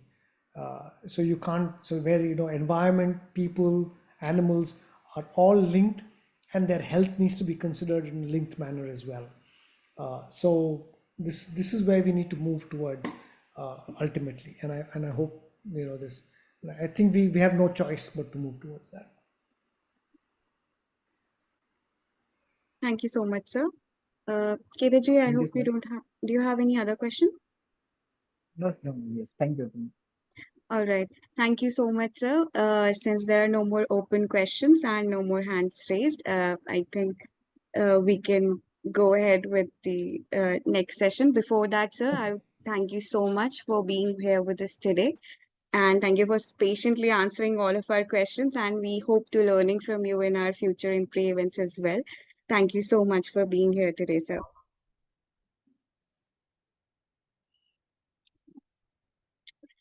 Ma'am, with your permission, should we go ahead with the next session? Sure. Thank you, Abhi. That was a fantastic session, and there's so much to learn every time I listen to you, and it was really great. Thank you. So, moving on, I would now request Priyanka to introduce our next speaker. Hello, Tikender. Nice to see you again in this virtual space. Hi, Bhargavi. How is Leo, by the way? He's recovering. He's recovering. I'm so happy to hear that. Yeah, okay.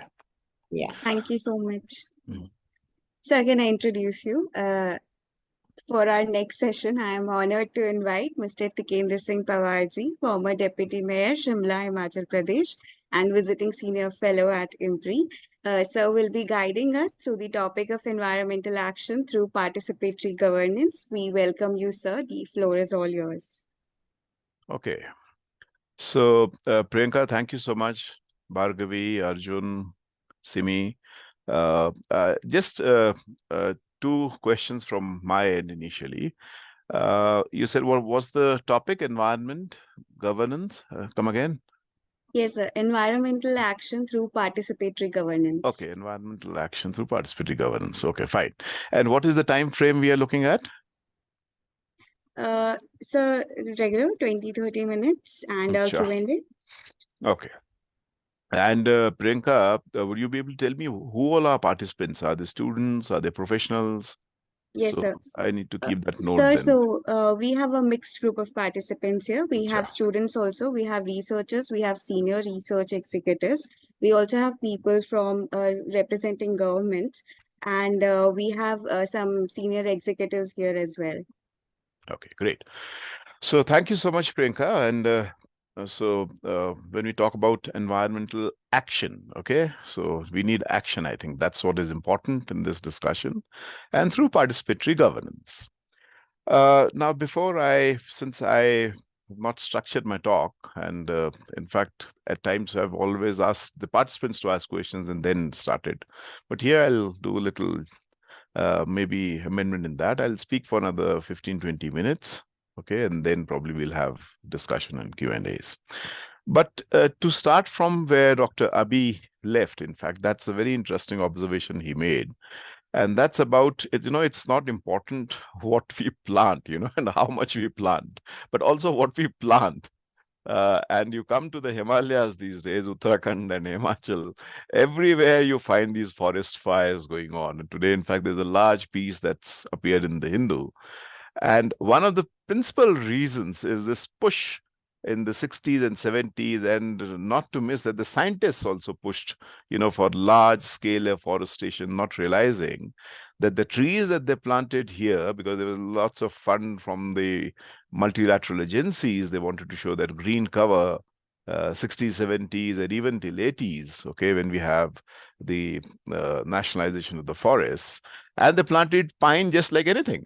And today pine is playing havoc. So, so I think, that's right. And if you come to the Himalayas, you'll find, grasslands are so quintessential for our, ecological sustainability. So yeah, I think that was really a very interesting observation made by Dr. Abhi. But and we are paying for something that we were not even responsible for. Okay, so and we do not know what to do. Should we chop down those pine trees, or should we go for some kind of mixed forest? The policy makers are completely clueless. Anyway, so the point is, I think when we talk about environmental governance, what I'll do is I'll talk a little bit about how more on the generic sense of what is happening across, also in the Indian subcontinent, and the place that I come from, that's the Himalayas. Why it's so essential when you talk about participatory governance. And more generic, I think, because the problem is quite systemic.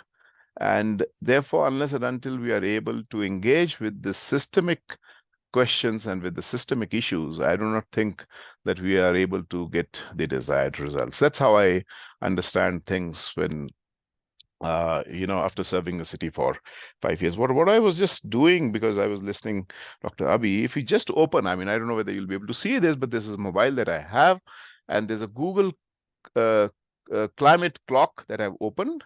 And it says that the time that we have right now is 5 years, 65 days, 5 hours, not even 5 hours, and just 38 seconds, 37 seconds, 36 seconds before we reach the 1.5 degrees, that tipping question, okay? And so what is all this about? Why is it that, climate all of a sudden, environment all of a sudden has become such an important issue across the globe? Is it that it is happening for the first time?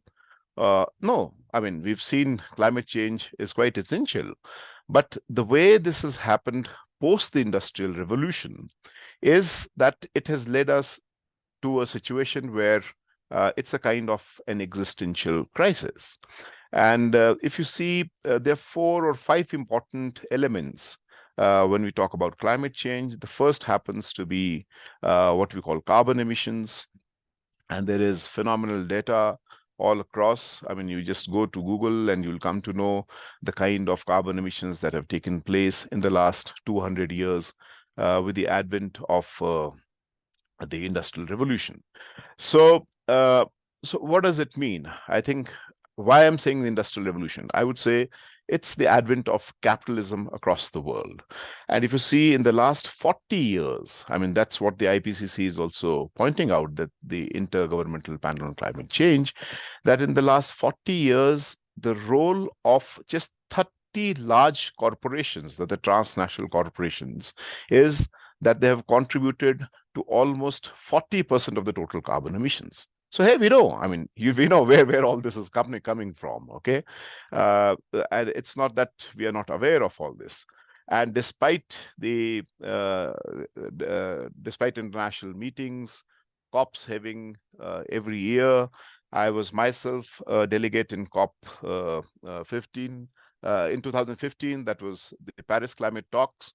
I was a delegate there, where I mean, which was a kind of a meeting where we said, okay, if now we do not start working in a direction that is required, for then we are going to get doomed. And we also know that that's how we come to 1.5 degrees, Celsius mark. But COP28, just a few months ago, we find out that, I mean, and that's what we call the GST, the global stock taking, okay, not the GST that we have in India, I mean, which has created so many problems, but the GST is global stock taking, and we've said, hey, we are nowhere near the desired goals, and still we have those large laggard states, the states that have contributed the large. When a state says it's the national countries. So why is it that they continue to be laggard states? Why is it that when we know that these are the biggest transnational corporations who are responsible for these carbon emissions, and they continue to get the large-scale subsidies, and we still find that, we have not gone into that direction? So I think that why question is something very important. And here, I think one of the important things, I mean, that's why I said I want to be a little generic here. I want to bring in and talk more about what Marx writes in Capital Volume 3. Okay, so when he writes about, I mean, we all know he wrote a lot about capitalism. He wrote a lot about the dynamics of capitalism, about the surplus value that gets extracted, and about the maximization of profit in the process of, in the process of capitalist production. But when Marx was writing Capital, remember, Priyanka, we were just 5% urban, okay? And today, when we're talking to each other, we are almost 55% urban. And these urban spaces, which are what, 4% geographical area, consume almost 75% of energy, and are responsible for carbon emissions almost to the level of 80%.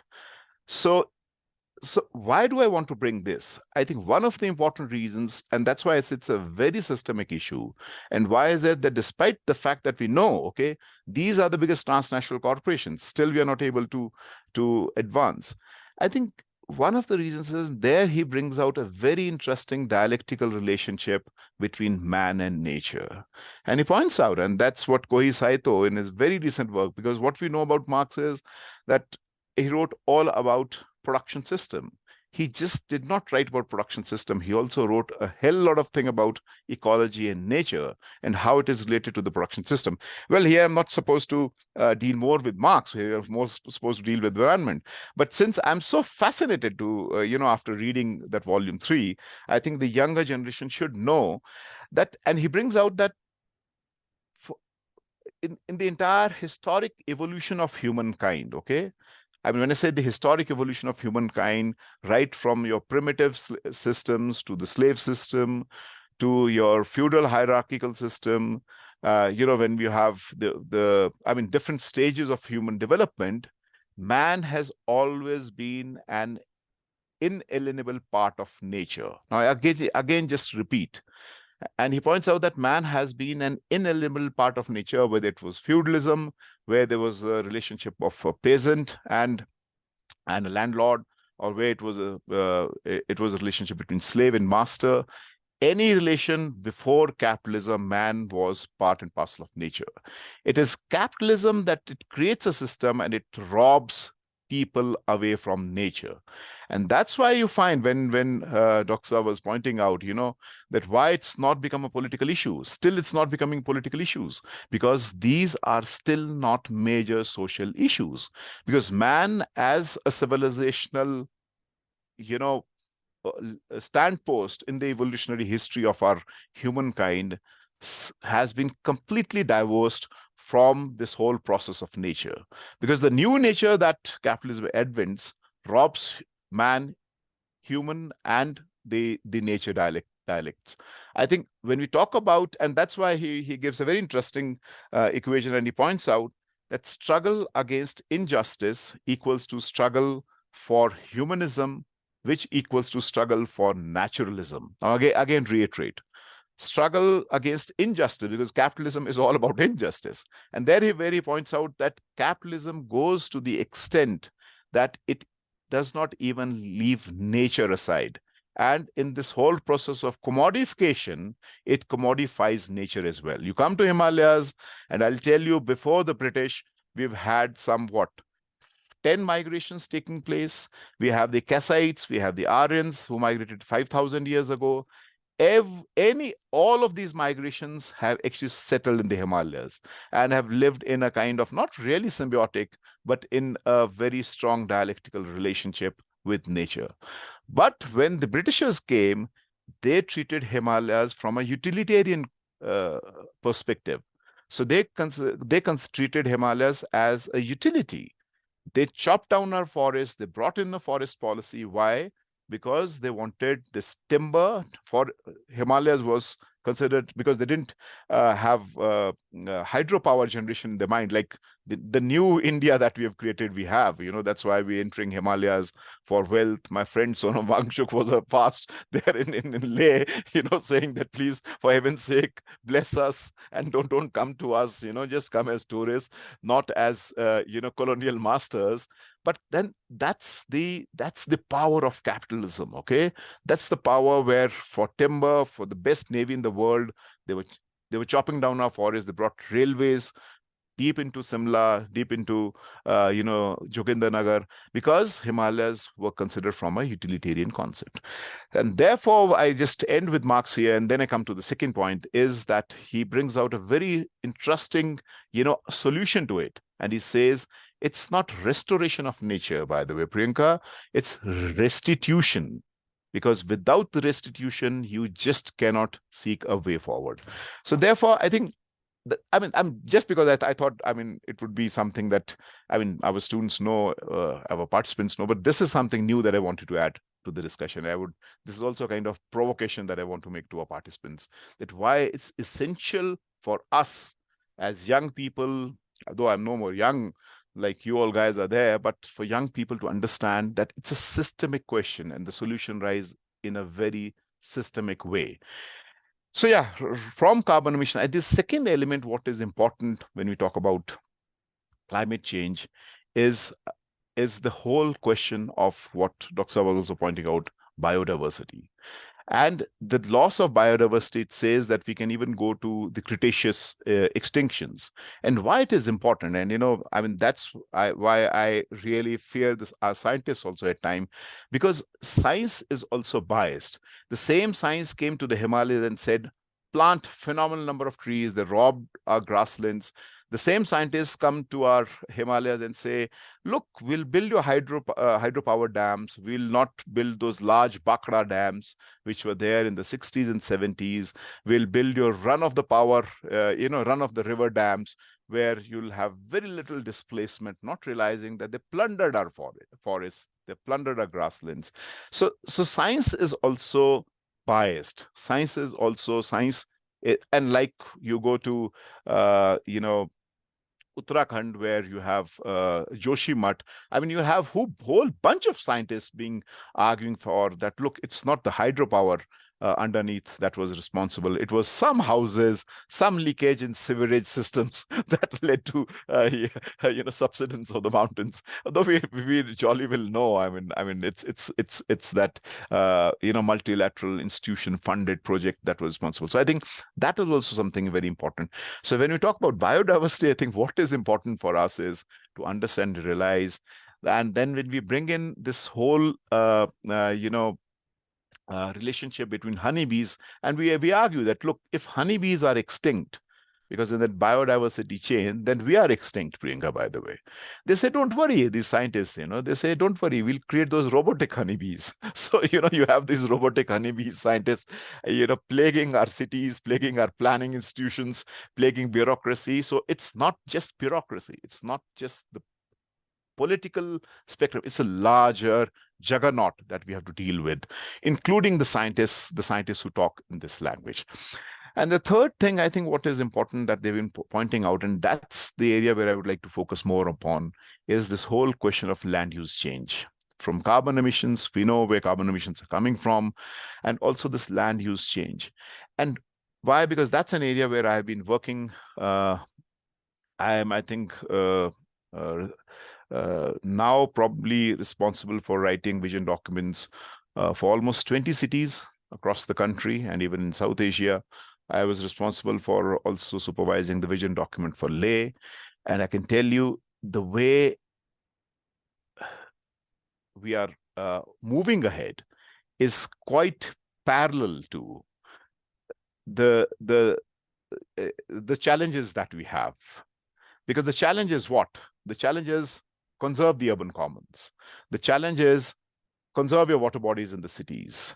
The challenge is plan with nature. But if you come back to the towns and the cities, you realize it's a completely parallel direction. And this direction doesn't come all of a sudden, And that's an area I think that we should really ponder on.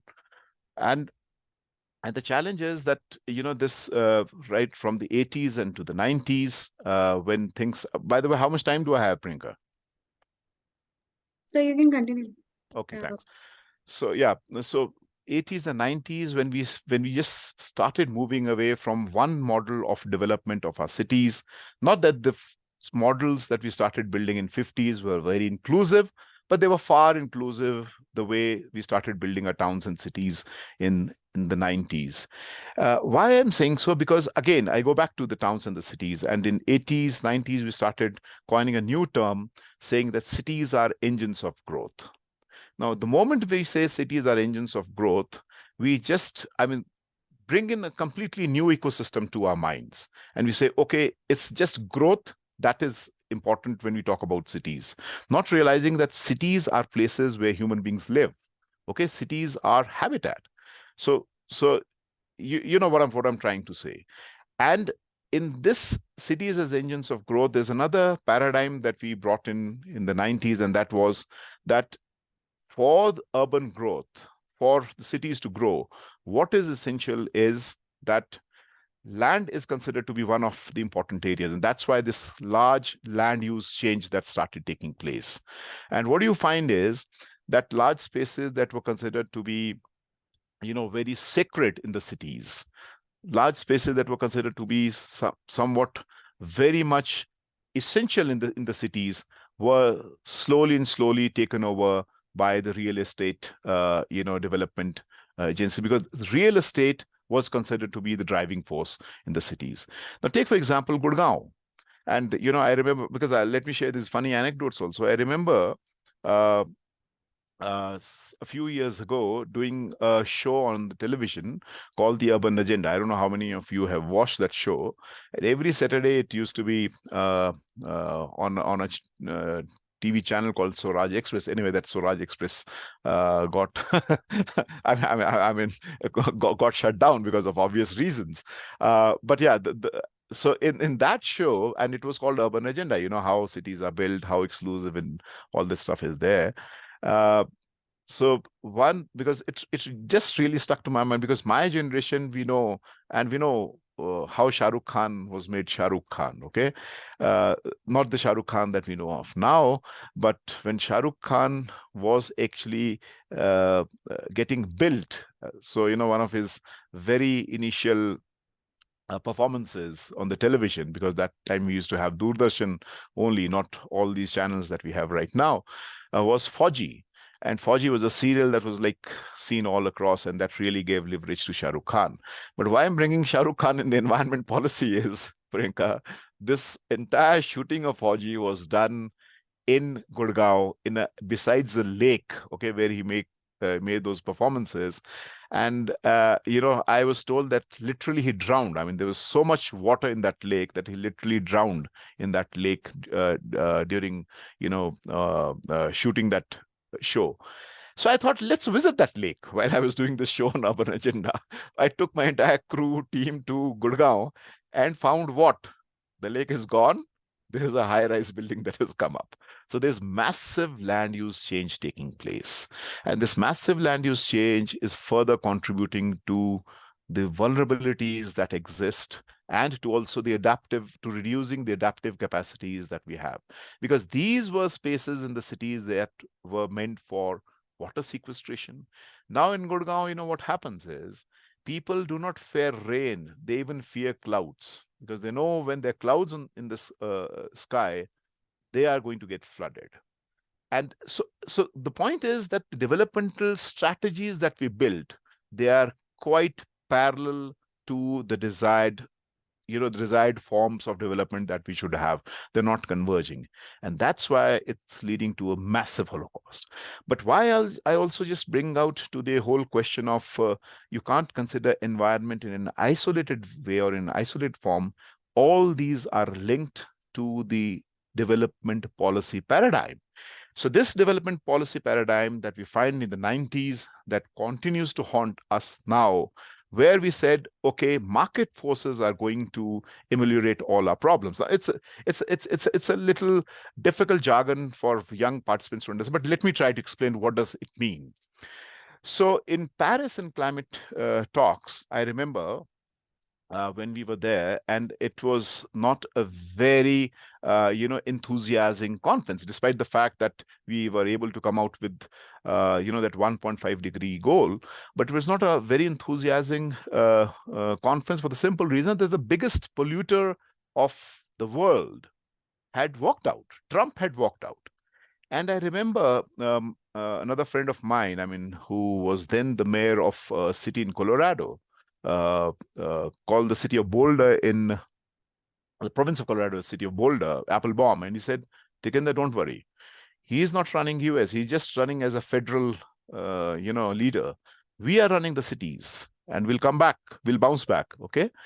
So the point is that the cities actually were able to, I mean, in those countries were able to completely delineate from their national policies, their national perspectives, and they were even able to defeat Trump, not just politically, but also, bringing out that new Green Deal. We know how that new Green Deal is, but at least bring those issues to the fore.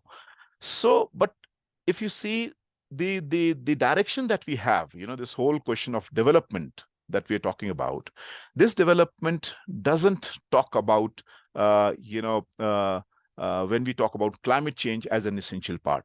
Though at the same time, if you see some of the places where this debate is taking place, take for example in England, I mean, we find the Labour Party. For example, if you see the manifesto of the Labour Party, you'll find that although they didn't get elected last time when the manifesto that I'm talking about, they didn't get elected at the time. But then what they pointed out is that those companies who do not adhere to the Green Deal, okay, to whatever green parameters that they have, will not even be allowed to trade in the stock market. Now, that was a completely extreme position that they took. Unfortunately, such discussions are not taking place in our subcontinent. I think that's one of the lessons that we need to draw.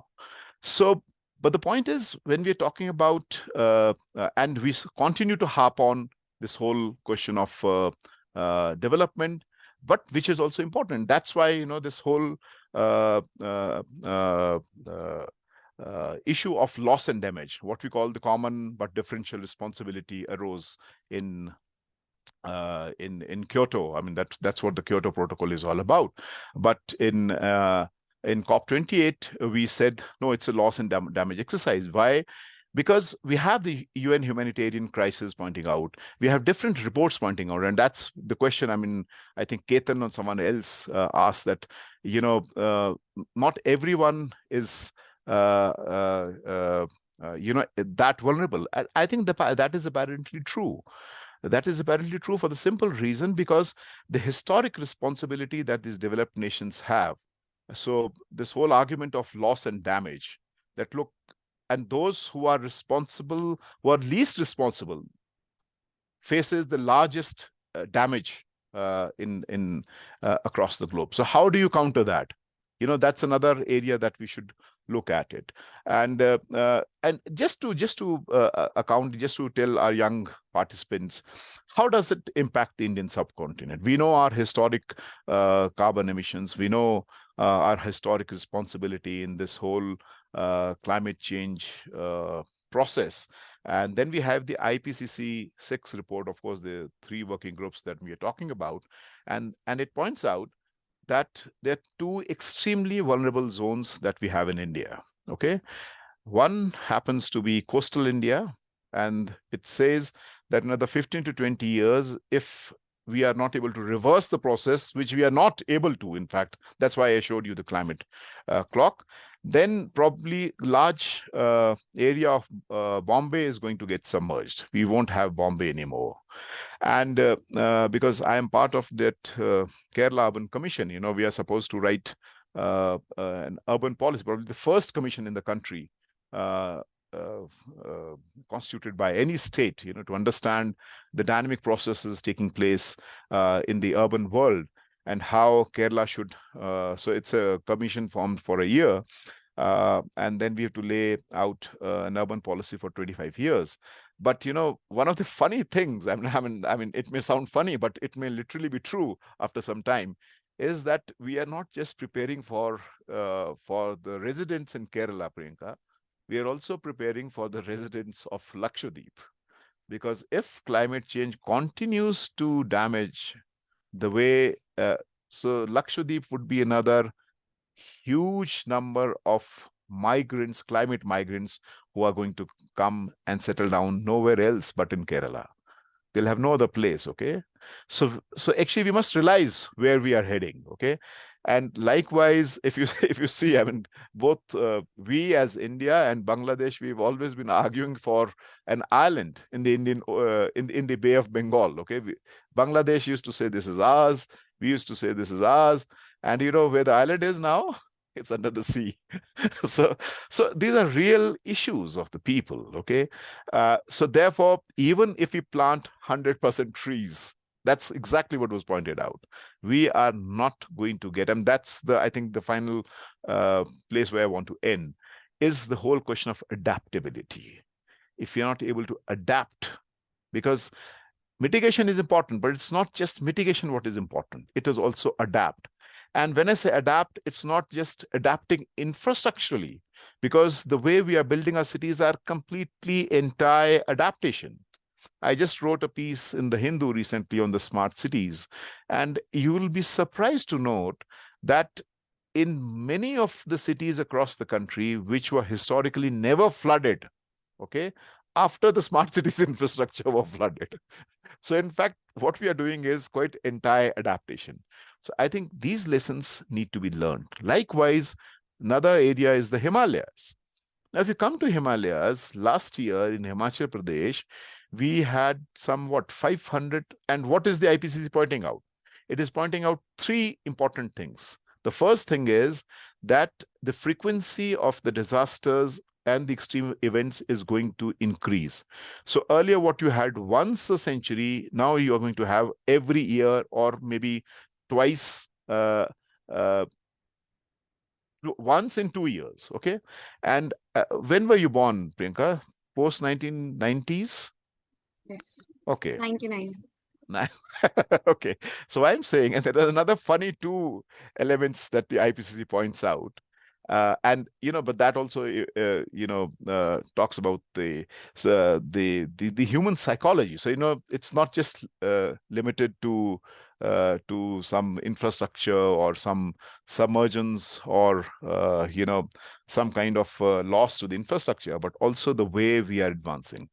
So it says that any child born after 1986, I again repeat, any child born after 1986 has not seen a single normal month in her life or his life. So when you should have summers, you're having, rains. When you should have rainy season, you are finding that it's summers. So any child that born after 1986 has not seen a single normal month. And any child born after 1986 has not seen, has seen actually disasters once in 2 months. So abnormality is the new normative when we talk about, that's where I want to put it. So how do you deal with this abnormality? We know who are responsible. So I think it's a large area, large space, but we also know this is an area where phenomenal work needs to be done. And when I say phenomenal work needs to be done, it has to be done in different places, wherever for example, I'm working in the Himalayas. And how do we work? We just do not work on the policy paradigm, because we know the kind of financial integration that is taking place across the globe doesn't allow us much space to, argue for unless and until there's a large disaster. Because last year, as I said, we lost some 500 people, and I think the asset loss was almost 12,000 crore rupees. But you come to Himalayas, what is the driving force? Once again, the driving force is not, narrow down your roads. It is 4 lanes. You had the Silkia tunnel, okay? So unfortunately, we are not reversing the trend. So where does, of course, for every individual, the space is different. But for me, someone who's come from the streets, fighting them out on the streets, I go back to the streets. And you come to Himalayas, you find my tribal people in, say, in Kinnaur, that's a tribal district in Himachal Pradesh. And they've been saying, look, no means no. We won't allow a single new unit of hydropower to be generated. It's no. Likewise, so why I say, this dichotomy that exists, all that we talk about water conserving, cities should create those sequestration plants. Or what are they doing? You live in Delhi, and for your thirst, you're coming back to my state in Himachal Pradesh. You're constructing a dam in Renuka, denuding my forests. Lakhs of hectares of forest would be submerged in that dam because you want to take water to Delhi. So there, I think no means no makes sense. Okay. So I think so, and it will also create a hell lot of civic issues. It will create a hell lot of issues which would go beyond, the contours of law and order. So climate change, environment. So what kind of policy governance are we talking about? Let me end there, because we have seen what is the participatory governance that we talk. It's an extremely federal, centralized financial architecture that we're living in, Priyanka. We've seen how people in Ladakh, they sat on hunger strike, sub-zero temperature, and the federal structure said, we give a damn to you, okay? We don't listen to you. Why? Because we know already there's a grid coming up. They want to extract solar power energy from there. So if you ask me in a utopian form, I think the participatory governance has to be that we have to respect the people's wisdom in these areas. And it's not that it was not there. It was there. Even in Himachal, if you see, at one point of time, if the village panchayat, not just the pradhan, elected pradhan, but if the village sabha said, okay, we do not want a hydropower here, then there was no power on earth that could allow the hydropower generation to take place. Okay. But that has gone now. And that's how you find the dilution of the environment impact assessment. You find dilution of these laws at different places. So for me, I think what participatory governance in the urban realm means, I say, let's go back to the 74th Constitutional Amendment. Let's get rid of the smart cities, SPV models that are completely dictated by large tech consultants and who think we know the panacea to everything is technology. Panacea to everything is not technology. Technology is just an enabler. The panacea to everything is the people's, participation, realizing, understanding, where conventional wisdom with modern science need to converge together and say, look, this is disastrous. And when we say this is disastrous, we need to find ways and solutions to adapt. Else we are doomed. I don't know about you, but we are doomed in the Himalayas because we know every year these disasters are going to happen. The incidence of disasters is bound to increase, and we do not know how to adapt to it. And these disasters do not come. These disasters do not happen because of me.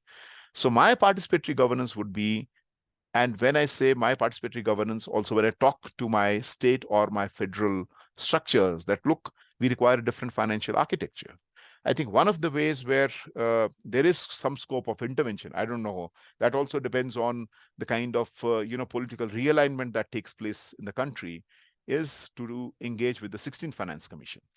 Because the 16th Finance Commission is already constituted, and soon we can argue for some of the vulnerable zones, and also incorporate this whole question of how participatory governance viewing from the climate lens is so important.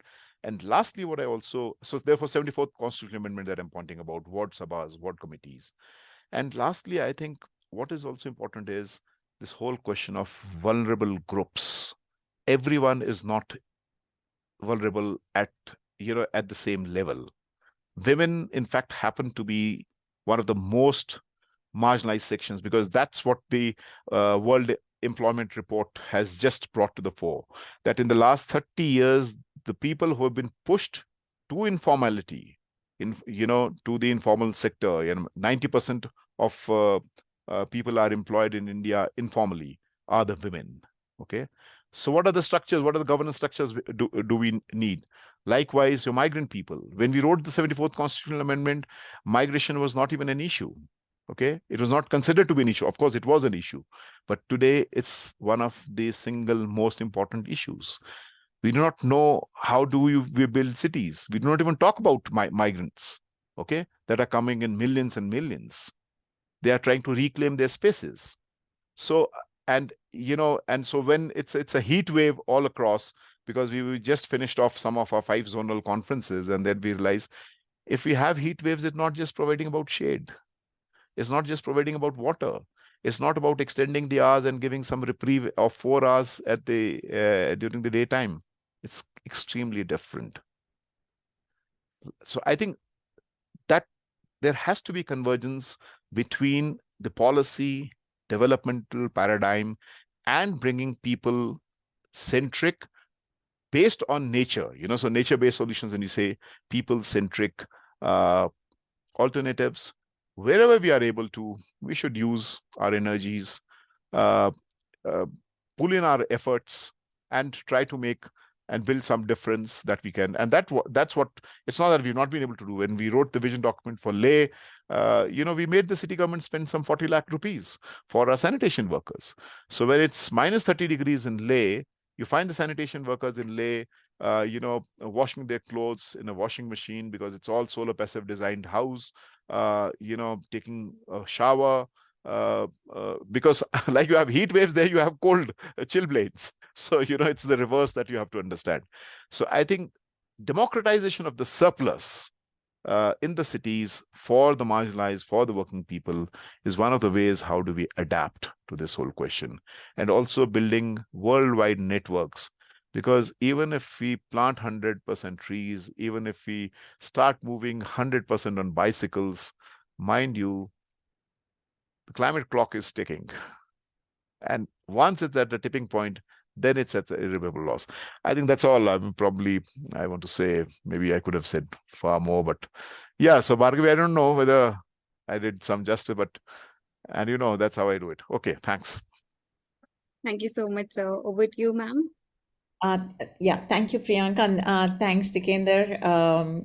Again, it's such a pleasure because every time when you speak, you cover such a broad range of issues, and you highlight some of them so beautifully with all your anecdotes and examples that it really helps understand many things. And thank you for drawing attention to today's article on the forest fires in the Himachal and Uttarakhand region. This morning, even when I read it, I thought I should draw attention to it, but thanks so much. I loved your Google climate clock, 5 years, 65 days, and some X minutes and seconds. That's very interesting. I think all of us will be tuned to that clock now. And thanks so much for bringing in Marx and the Capital Volume 3 and some of the key points from that. The fact that capitalism and the surplus value, and what you mentioned about when he wrote, it was 5% urban, and today we are 55% urban, and this 55% seems to be using so much of all the resources, including energy. And another point that kind of stood out with me was how you highlighted capitalism commodifies nature, and that we are seeing all around us, the way the development paradigm has taken over, and all our cities today are such huge concrete structures where the land use planning has largely changed in favor of the real estate agency, and how we have got disconnected from nature completely. And again, the solution that you mentioned to all of this as not restoration of nature, but restitution of nature, I think these are very key points which needs to be reinforced in all of us again and again. And thanks for highlighting the issues of, the tree planting, which went on across India.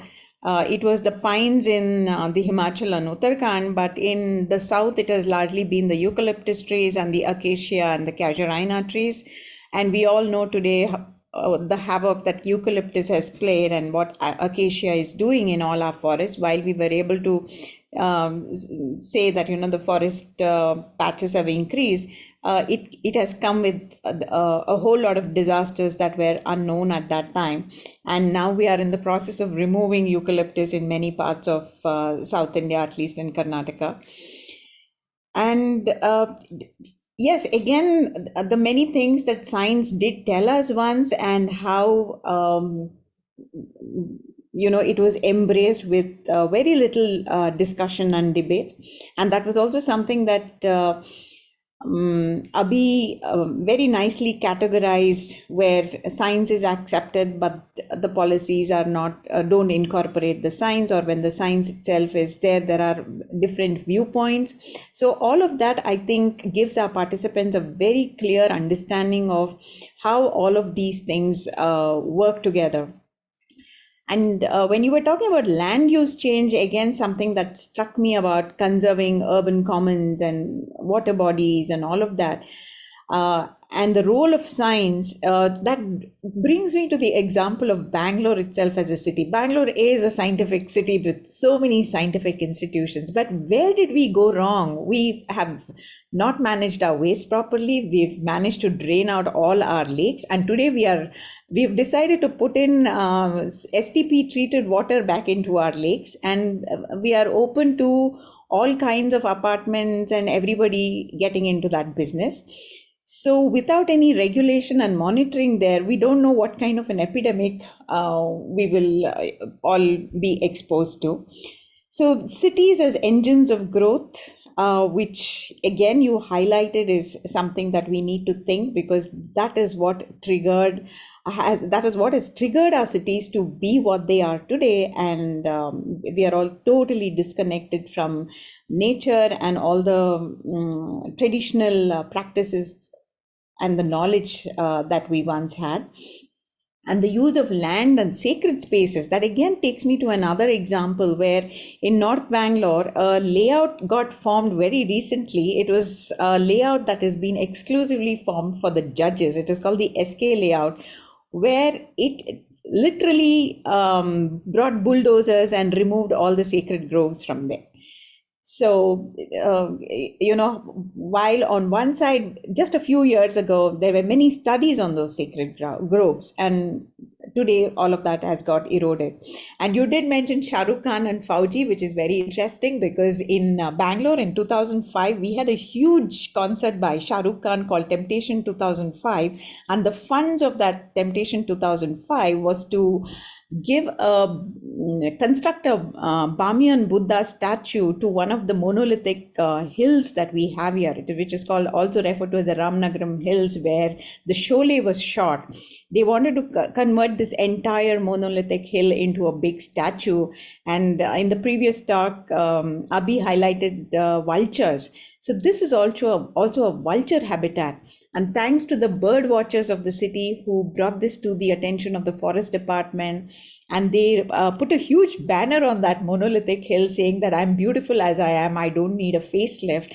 And that somehow caught the attention of the media. It was all in the papers, and somehow the forest department was very embarrassed of what they did. And that giving away of that forest patch was withdrawn, and today that forest patch remains.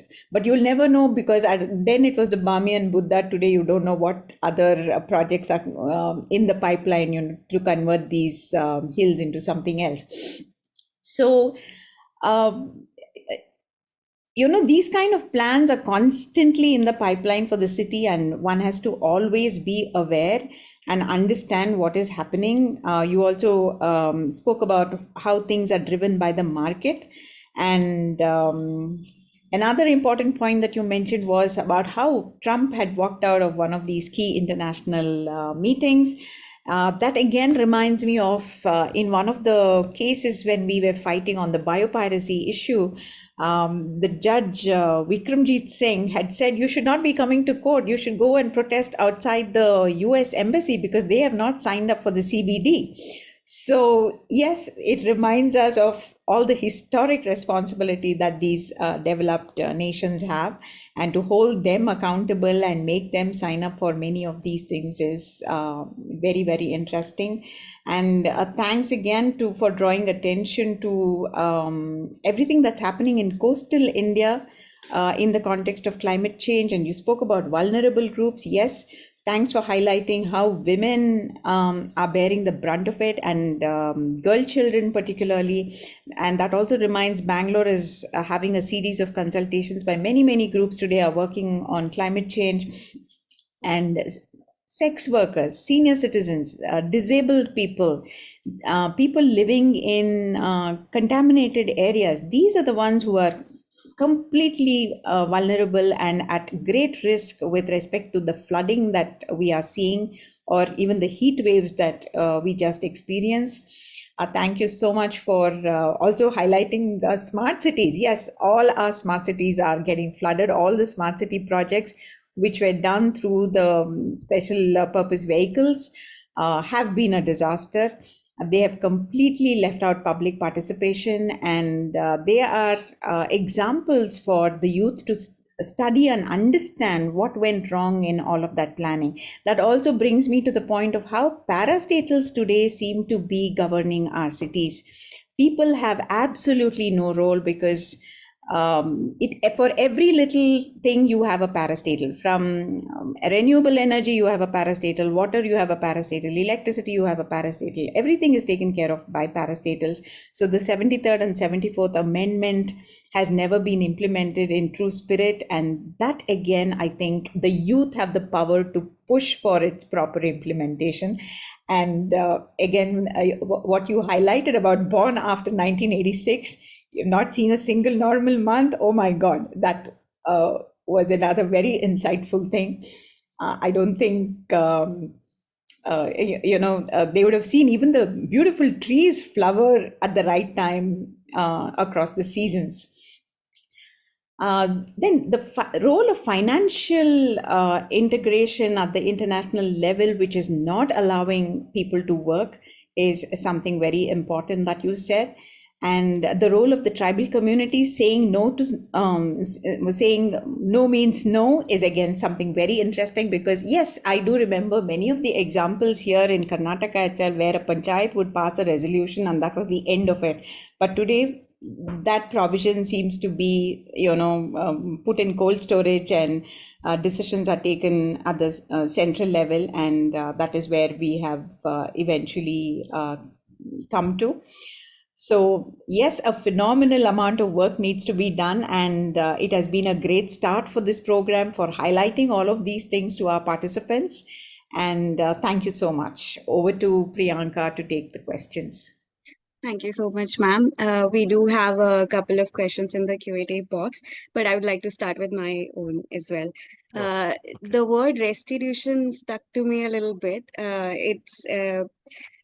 I Googled it and it means a compensation for loss.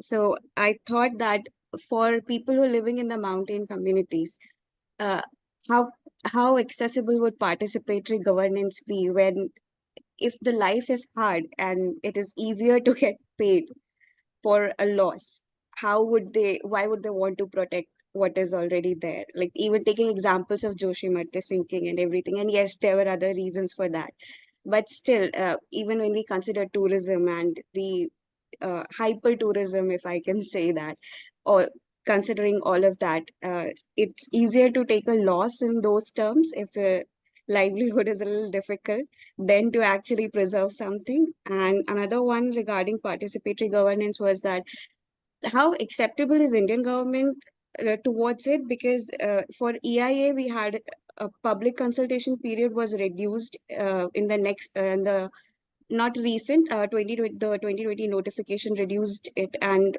we're not giving a chance for people to actually think about it and have a say in it, and but we do want a participatory governance to be a part of it. So I think those are two conflicting things.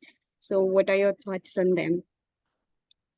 Priyanka, first of all, please dump Google. I mean, just go at Google for your climate clock. So not going by the restitutional definition of what Google provides, but when Marx was writing it, it's a context that he gives. The context is restitution from the nature's perspective. So it's not that you bring down a hill and then try to restore it artificially. It says restitute it. I mean, so it's not just compensating it, but it also, the loss that you brought. I mean, it's a very large area that he talks about, and restoring, he says, is very simple, very trivial. Okay, so he speaks in a very larger sense, and it's not just from providing some compensation to the affected people, but how do you compensate nature? That's the point. Not just how do you compensate. So, he said restitution of nature. I mean, that's the essential part that he points out. And what was the second question that you asked about the EIA notification and participatory governance? So, How? if you see the evolutionary process of participatory governance, this actually stands out from our Indian Constitution, which I would say is still in an evolutionary phase.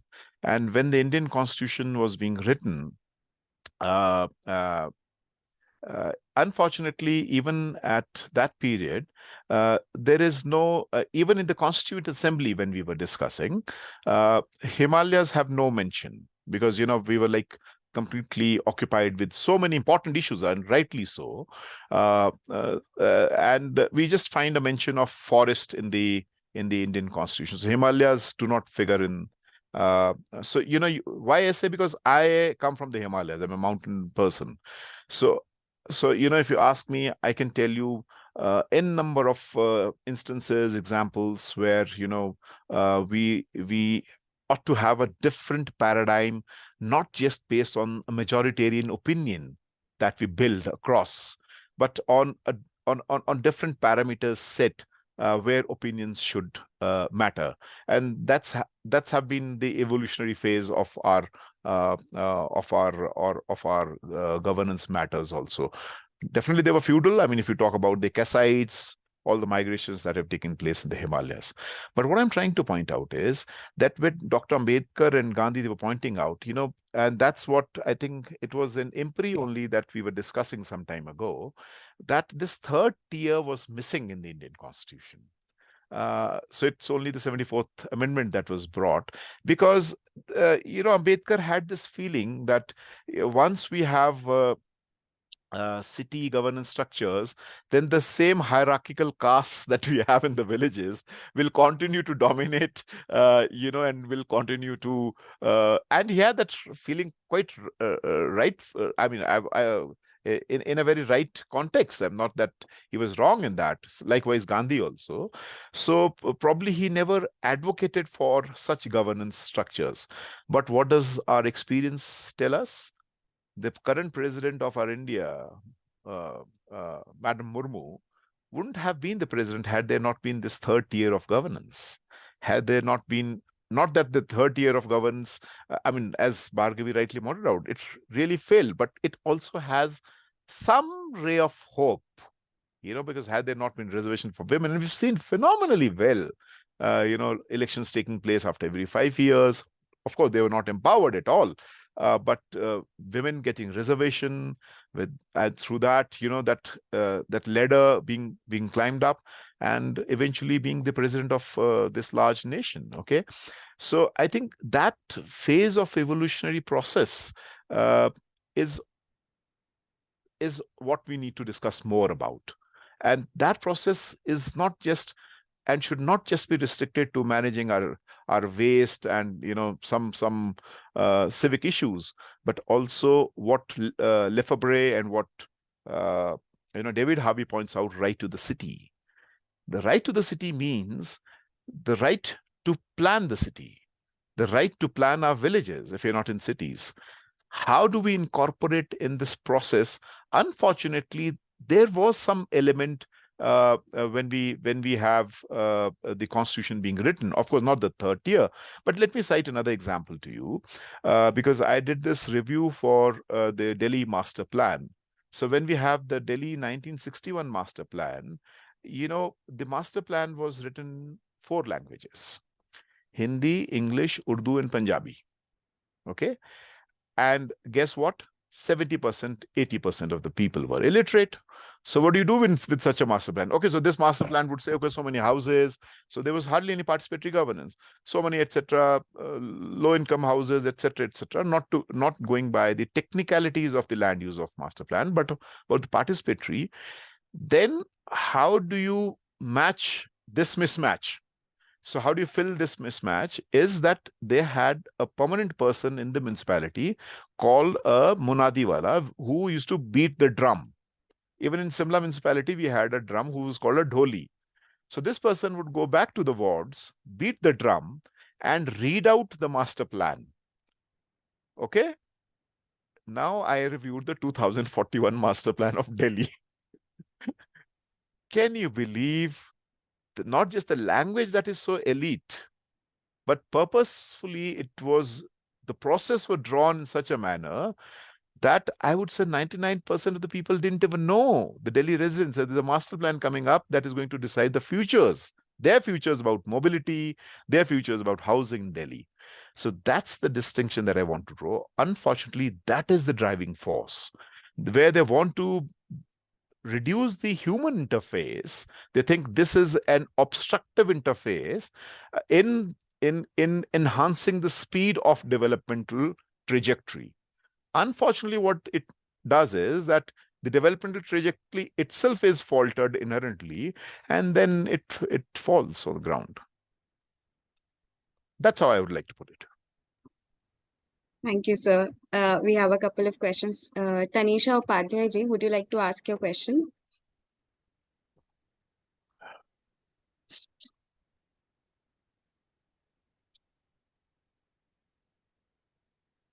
Or I can read out her question. She asks that how is it to bringing morality and ethics in climate change and environment policies for just and equitable distribution of global carbon space, especially in context of India? come again, because I just need to understand this question. Maybe. So ethics, huh? Yeah. I would say ethics also is a relative term. Take, for example, we have a new term these days called the ESG, okay? I would say it's more of greenwashing that is taking place. So they say, I pollute, and you just go ahead with your, in that argument that please don't restrict me from bringing down my carbon emissions.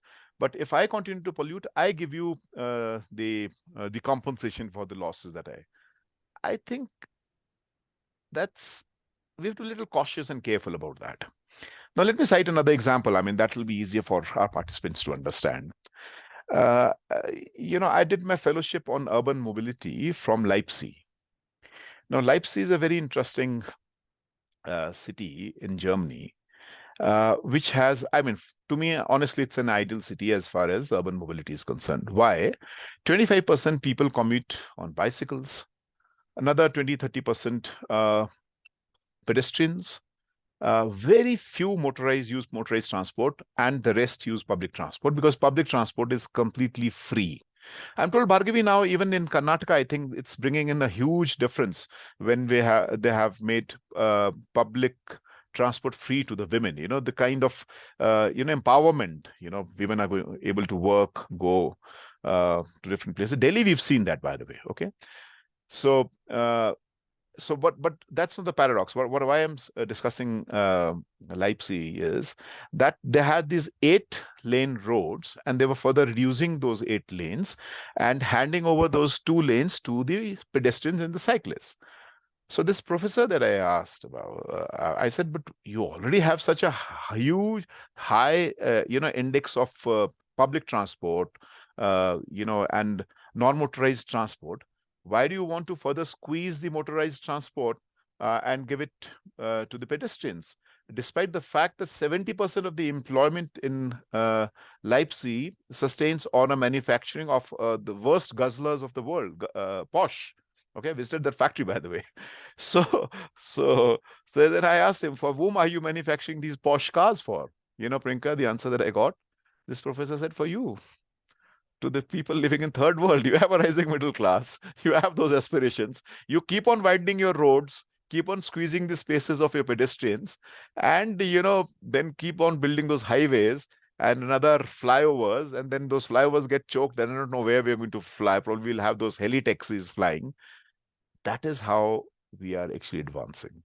This is not the way. And and the mismatch, I mean, that's what Dunu Roy, points out. Let me quote Dunu Roy here. He says the tragedy of India's when we talk about ethics and urbanizing is that the average worker, shit of an average worker travels more than the average worker, because the average worker commutes just 4 or 5 kilometers. So we require a mobility, designed in such a way so that we have more pedestrian spaces, more cycling spaces. But you have STPs being constructed, which are like 15 kilometers away, 20 kilometers away, and the shit never reaches the STPs. And that's why you find all that methane coming out, and leakages and all that stuff. So unfortunately, that is the way we are developing. So I think maybe that's how I want to. Yeah, the next one, can we have it?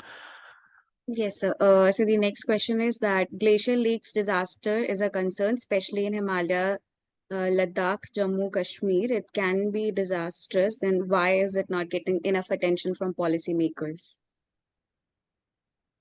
Well, I think why is it not getting enough policymakers? This is apparently true, and also the observation made is also true.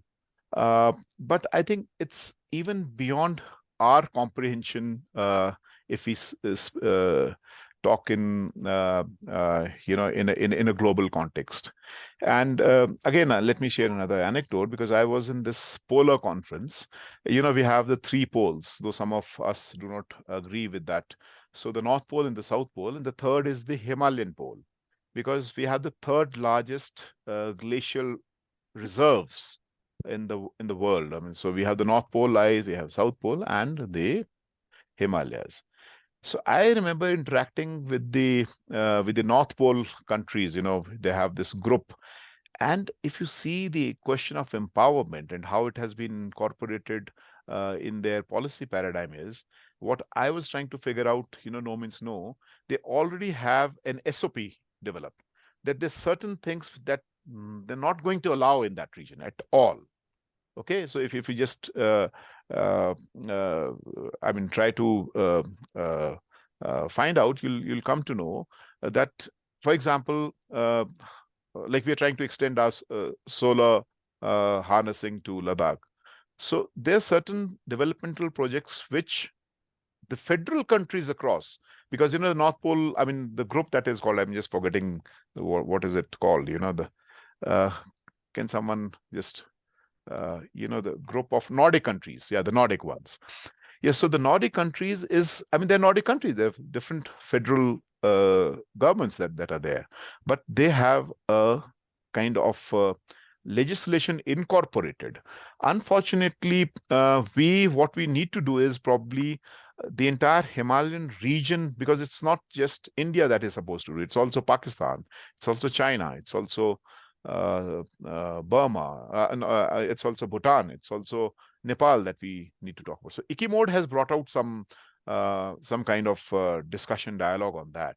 But I think more work needs to be done, and more, when I say more work, more partnered work with these different countries.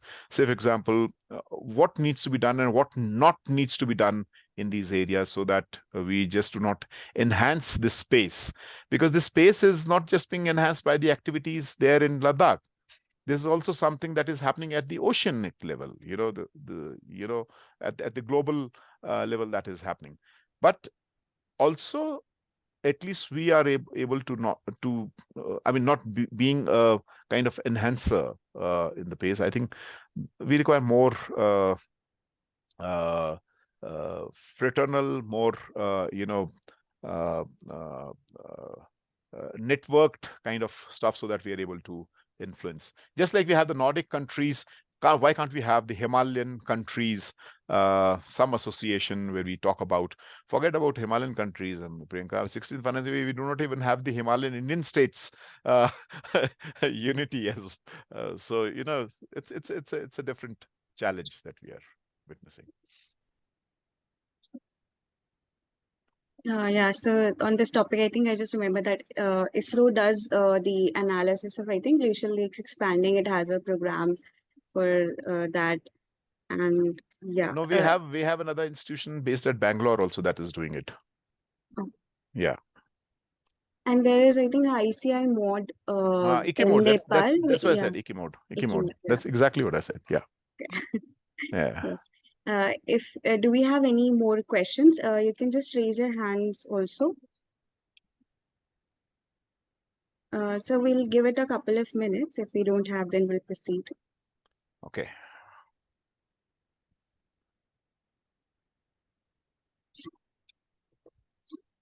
So you have 2 sessions a day. That's how you're doing it? Okay.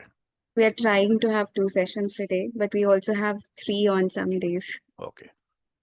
Very nice. And then at the end, you'll be giving them some certificates, huh?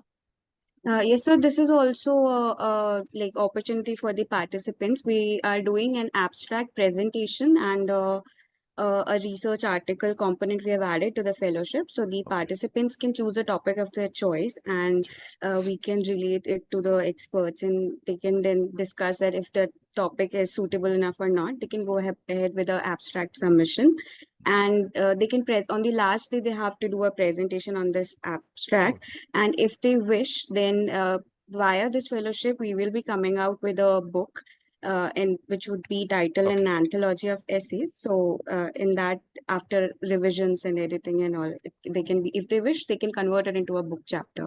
Great, great, very nice. I think we don't have any more questions, sir.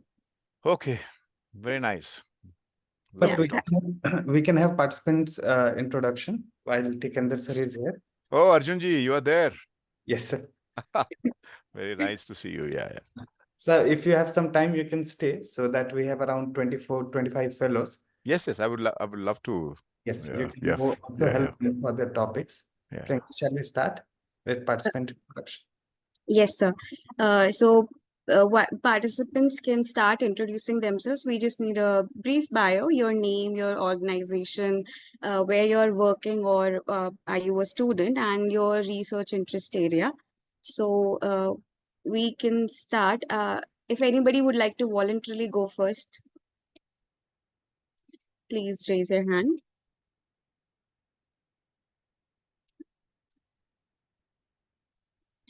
Yes. Neeraj Bhatia ji, you can go ahead. Sure, thank you. Am I audible? Yes. Right. So my name is Neeraj, it would be good if we can also see you, because we're going to be spending so much time on this Zoom, so we could put a face to your name. So yeah, thank you. Yeah, no, absolutely. I think I didn't end up. Oh yeah, there I've got that message. Join as a.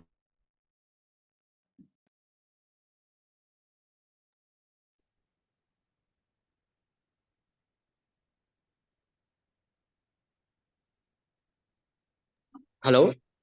Yes, Neeraj ji, we can see you. Please go ahead. Right. So my name is Neeraj Bhatia, and I am a senior manager at Waste Warriors Society. My apologies. I had the camera the other way. I'm a senior manager at Waste Warriors Society, and we are currently in the Indian Himalayan region, working out of the states of Uttarakhand and Himachal Pradesh. Our work is basically in waste management, and I think Mr. Tikender did talk about a lot of specific problems with regards to the Himalayas, and Waste Warriors as an organization primarily focuses on enabling waste management systems, especially in critical eco-sensitive, high tourist, remote areas of the hills, and brings to fore some of those challenges. I'm really looking forward to this program with regards to, covering a more broader range of, environmental policy across India through the broad range of, the environmental themes. I come from, almost 15 odd years of corporate experience. I'm a civil engineer by training, and I was very much disillusioned with, capitalistic agendas. I myself worked for real estate development companies. We did a lot of master planning, and a lot of that disillusion meant that I felt over a decade sort of, led me to, join the development sector. And thankfully enough, I found an organization as like Waste Warriors. And I'm really looking forward to this program and really interacting and networking with a lot of the experts and looking forward to hear from them. Thank you. Thank you so much, Neeraj ji. It's lovely to hear from you. Akanksha Seen Gupta ji, would you like to go ahead? Hi, I'll just start the video. Just give me a minute.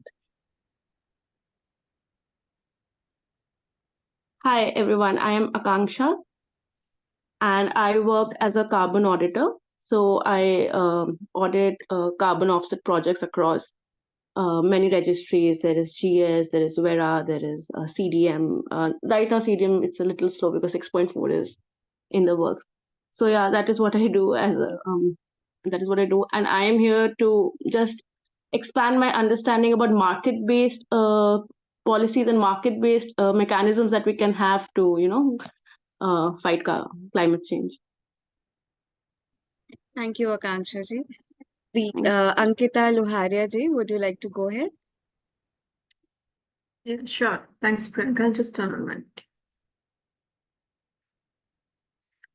Hello, everyone. I'm Ankita. I am working with Ra Foundation. It's an organization that is based out of Mumbai. So we are doing a very critical work, especially in the Western Ghats, and currently the area of our operation is particularly around Nashik district. So, we are emphasizing more on the ecological restoration work. So joining this program, so, basically the objective was to, learn more about the methods that what we have adopted in our geography, especially, we are looking at the restoration work, but are those restoration work that or the models or the techniques or the components that what we have looked into are correct enough, or is there a different ways that we could definitely explore or understand more from the experts who have been working in this space. So basically looking forward to this program. Thanks. Thank you, Ankita ji. Antariksha Chatterjee ji.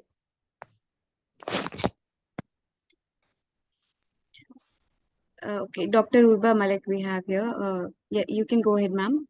Yeah, I've done my master's, my MPhil, and my PhD from Jawaharlal Nehru University, and my subject is political science. Right now, I'm teaching in Kashmir at Islamic University of Science and Technology, and the reason that I joined this summer school was primarily because out of interest, because I feel climate action, environment policy is something that concerns all of us. So it's relevant to all of us. Apart from the fact that I have to teach some of the parts from environment to the students, I feel the larger purpose of attending the summer school was basically to aware myself about the debates that are going and being conducted in the environment zone. So largely it was out of the curiosity to know more about the policies. Yeah. Thank you, Dr. Urba. Darshan Jainji, would you like to go ahead?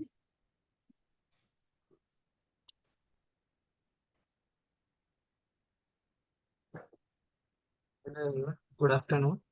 My name is Darshan Jain and I am currently a third year undergraduate student pursuing Bachelor of Technology in Environmental Engineering from IIT ISM Dhanbad.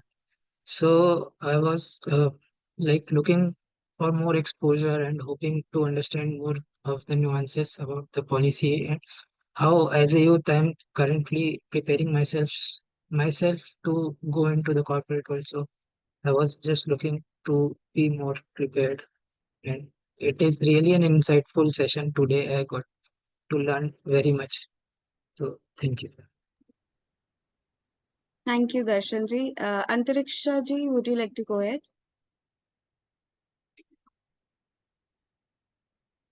Do we have it? We can have Devkanta Roy ji. Hello everyone. I am Tikender. I'm from West Bengal. I have done my bachelor's in agriculture and rural and tribal development from Ramakrishna Mission Ranchi. Presently, I am a student of developmental policy planning and practice in Tata Institute of Social Science. So basically, I want to delve into the realities. What is the impact of climate change on the coastal and rural communities? What is its impact on agriculture, basically? And what is the traditional practices we can learn from the local communities to fight against climate change? And so basically, that's why I'm looking forward to this. Thank you. Thank you. Dipanjali ji, would you like to go ahead?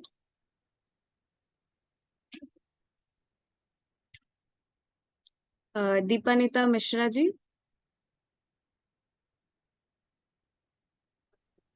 Hi. Hi. I don't know. I'm not sure if my camera is working or not. It's but, working. It's working, ma'am. Please continue. Hi, everyone. I'm Dipanita, and currently I'm working as a senior research associate with the International Center for Research on Women in Delhi. And I have a background in gender studies as well. I'm also from the Tata Institute of Social Sciences. I graduated in 2020.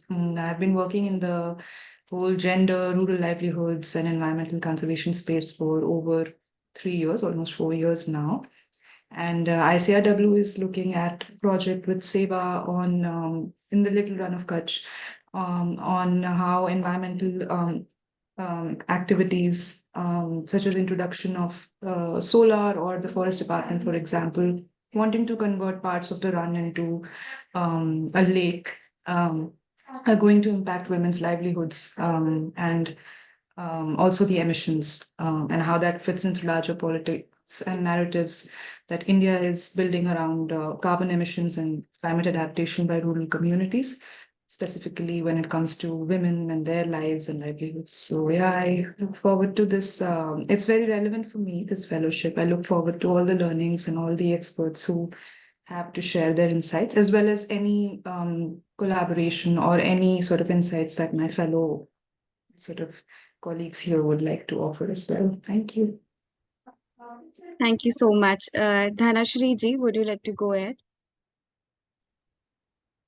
So hello, my name is Dhanashri and I'm a student of Economics Masters in SPPU Pune. And I'm very much interested in policy making and all the nuances of the process. And I suppose I'm looking at this from that angle, how policies are made, what all are the, as the previous speaker spoke of, the feedback loops. So that's my angle. That's where I'm coming from. Yeah. Thank you, Dhanashri ji. Drushma Pandya ji, would you like to go ahead? Hello everyone, my name is Drushma Pandya and I'm a student. I am currently doing my BTech specialization in climate action from Anand School of Climate Action. So I study a lot about the technologies, but I'm always interested in understanding the policy-driven approach of it. So that's why I'm here with all of you all. Thank you so much. Thank you, Drushma ji. Ketan Pawar ji, would you like to go ahead? Yeah. Hello. Hello. Am I audible? Yes, yes. Go ahead. Yeah. Hello. My name is Ketan Pawar. I just completed my master's in law in access to justice from Tata Institute of Social Science, Mumbai.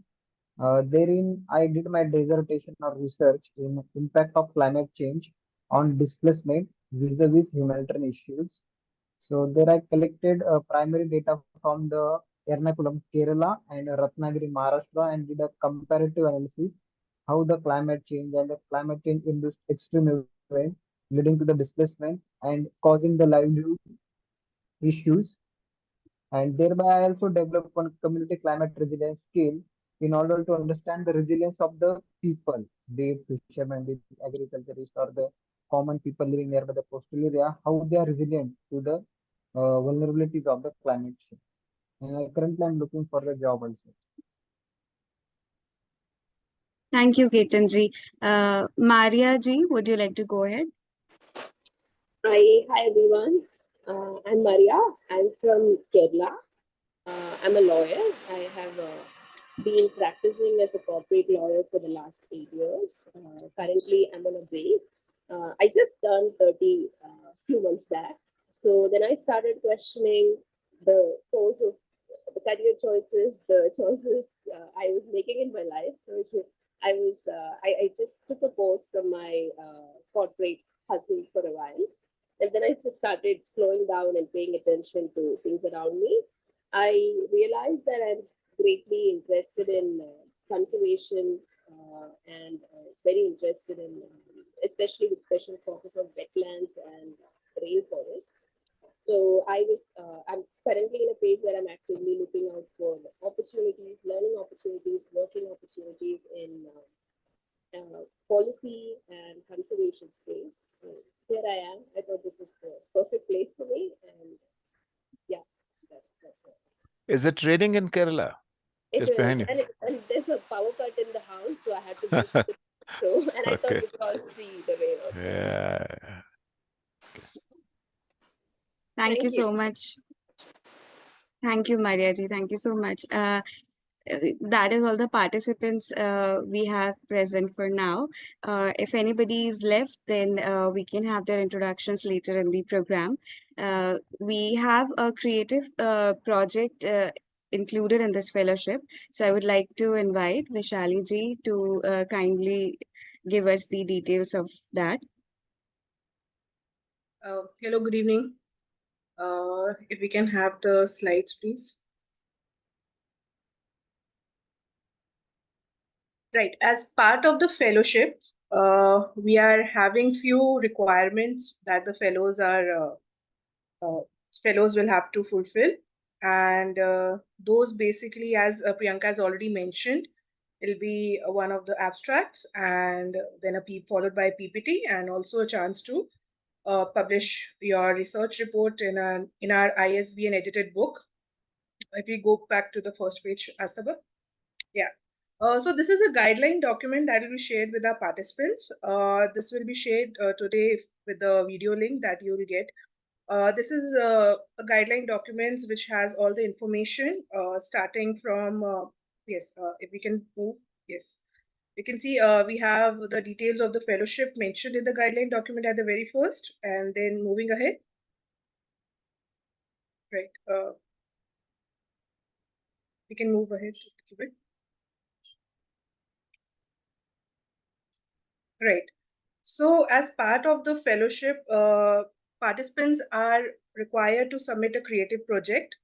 By way of creative project, it is basically you can present whatever research interest that you have, or wherever the interests with respect to climate change, as I've heard from all the participants, they can obviously present it in the form of visuals, oral, or any narrative medium. Which can be presented in the PPT format at the end of a fellowship. Also, this guideline document specifies what are the requirements of the PPT. It should be a 3 to 4 minutes of PPT, and it can also have visuals. You can do a field study, and obviously we will have a continuous guidance and support from our experts at the fellowship. And also we have provided a broader themes that the participants can delve into, and they can get their topics also approved from our experts. Moving ahead. Right. The guideline document also contains details of the abstract submission and deadline. So the abstract submission is to be done in the 250 to 300 words. It is supposed to be sent to us at our email ID, which we have mentioned at the bottom. Also, the deadline for it is May 30th, and we can move ahead. Right. So this is an outlay of the various timelines that the participants are supposed to adhere to. With respect to topic selection, we'll have a session on that. We have an abstract submission deadline, which is May 30th. We have a creative project presentation, which is going to be at the end of the fellowship, which is going to be on June 29th. And the final submission of the research essay reports and the chapters, that is going to be on July 11th. Moving on to the next slide, please. Right. So for you to submit the research essay, we have also provided you the guidelines that participants are required to adhere. For example, there are style guidelines, font size, font style, spacing, everything is mentioned here in the guideline document. If you can move ahead, kindly stick to this style of writing. Also, the references are in APA format, and kindly adhere to this format of referencing. Do not, we strictly prefer APA. So kindly follow this guideline. Moving on. The layout of the research essay is also provided, which you're supposed to submit in a 3,000 to 4,000 words. It should always have an introduction and a background of the topic, and it should contain the abstract as well. Also, yes, the research ethics are also mentioned with respect to plagiarism and methodology, and what are the results they're supposed to be mentioned in the research essay. We can move ahead. We have the post-submission guidelines. The post-submission guidelines are there for the participants to explore where all they can publish their research essays. We have provided a list of resources, platforms where they can get it published. Also, we have our ISBN edited book as well, that the participants can submit the research essays. Moving ahead. You can also write a blog as well for IMPRI, which is supposed to be, for which we can provide the guideline. The referencing and the style guideline is going to be the same. If you want to publish it outside, if we go back, Astaba. Yes, publishing outside IMPRI as well, we have provided a list of platforms where the participants can get it published.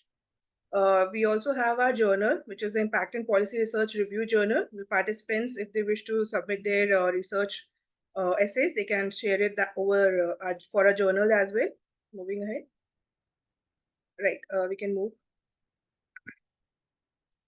Right, they also participants can submit the creatives for the social media. For example, any of the photos that they have collected during the field visit or any of the narrative in a film format they have created, that also can be submitted at the IMPRI social media. Right, also we would like to show you how the research essays are published in a book format. We have done this previously for our previous fellowships. Astha, if we can have the book as well for as a reference for our participants to see how the outcome comes out.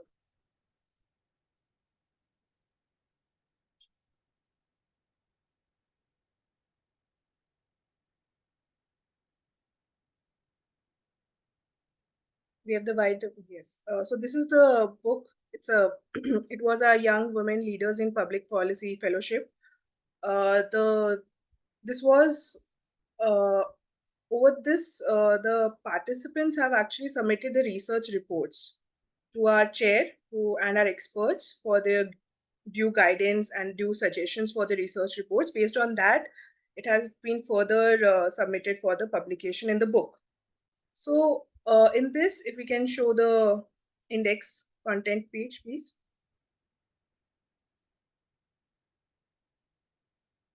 Asaba, you can move ahead.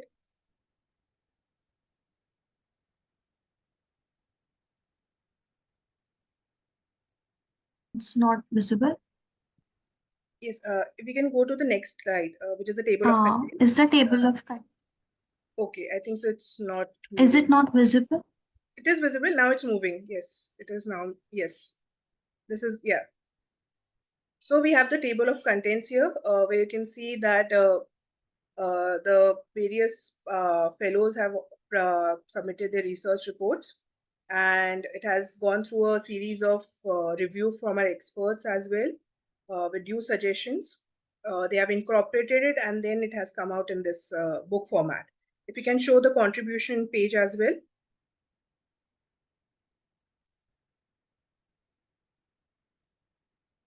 Also, it is advised to all the fellows that kindly submit all your abstracts over email so that we can get it, we can get due suggestion and approval from our chair as well and experts. Here is the page of contributors from our previous cohort who have got their papers published in this book. And yes, thank you, Astava. That's it, yes. Also, for any clarification or suggestions or any doubts, you can always reach out to us over email. And we will create a WhatsApp group as well for easy communication and any clarification or any support that our fellows require. We will create a WhatsApp group for that as well. Thank you. Over to you, Priyanka.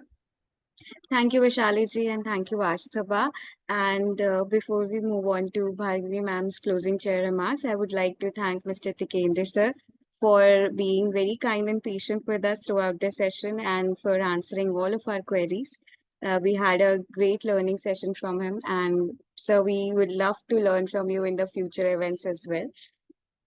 Thank Yeah, you so always much. welcome. Yeah, so yeah, I'll wait for Bhargavi to finish. Don't worry, I won't go. Thank you so much. Thanks, Tikender. And yeah, I think the start has been such a creative start because the participants got an exposure to everything that is happening currently in the country and what our promises are at the international level, what is happening at home with respect to our laws. What are those things that we have fairly managed to do well, and what are those things that really require our attention and coming together. And thanks to Vaishali for walking us through the assignments and the entire process of writing the papers and publishing it. I think this is a great opportunity for participants to take up an issue, think about it, incorporate all the learnings from these sessions and also the readings and also everything that's happening outside your own little worlds and write the papers and get it published. It's a fantastic opportunity. And I think with that, it has been a great start. And thanks to both Abhi, Tikender, Arjunji, Priyanka, Vaishali, Astaba, and everybody else who's been working in the background to make this a great start. Thank you. Thank you so much, ma'am. Okay. Thank you. Bye-bye. Thank you, sir. Thank you so much. With that, we move on to the formal vote of thanks for day one.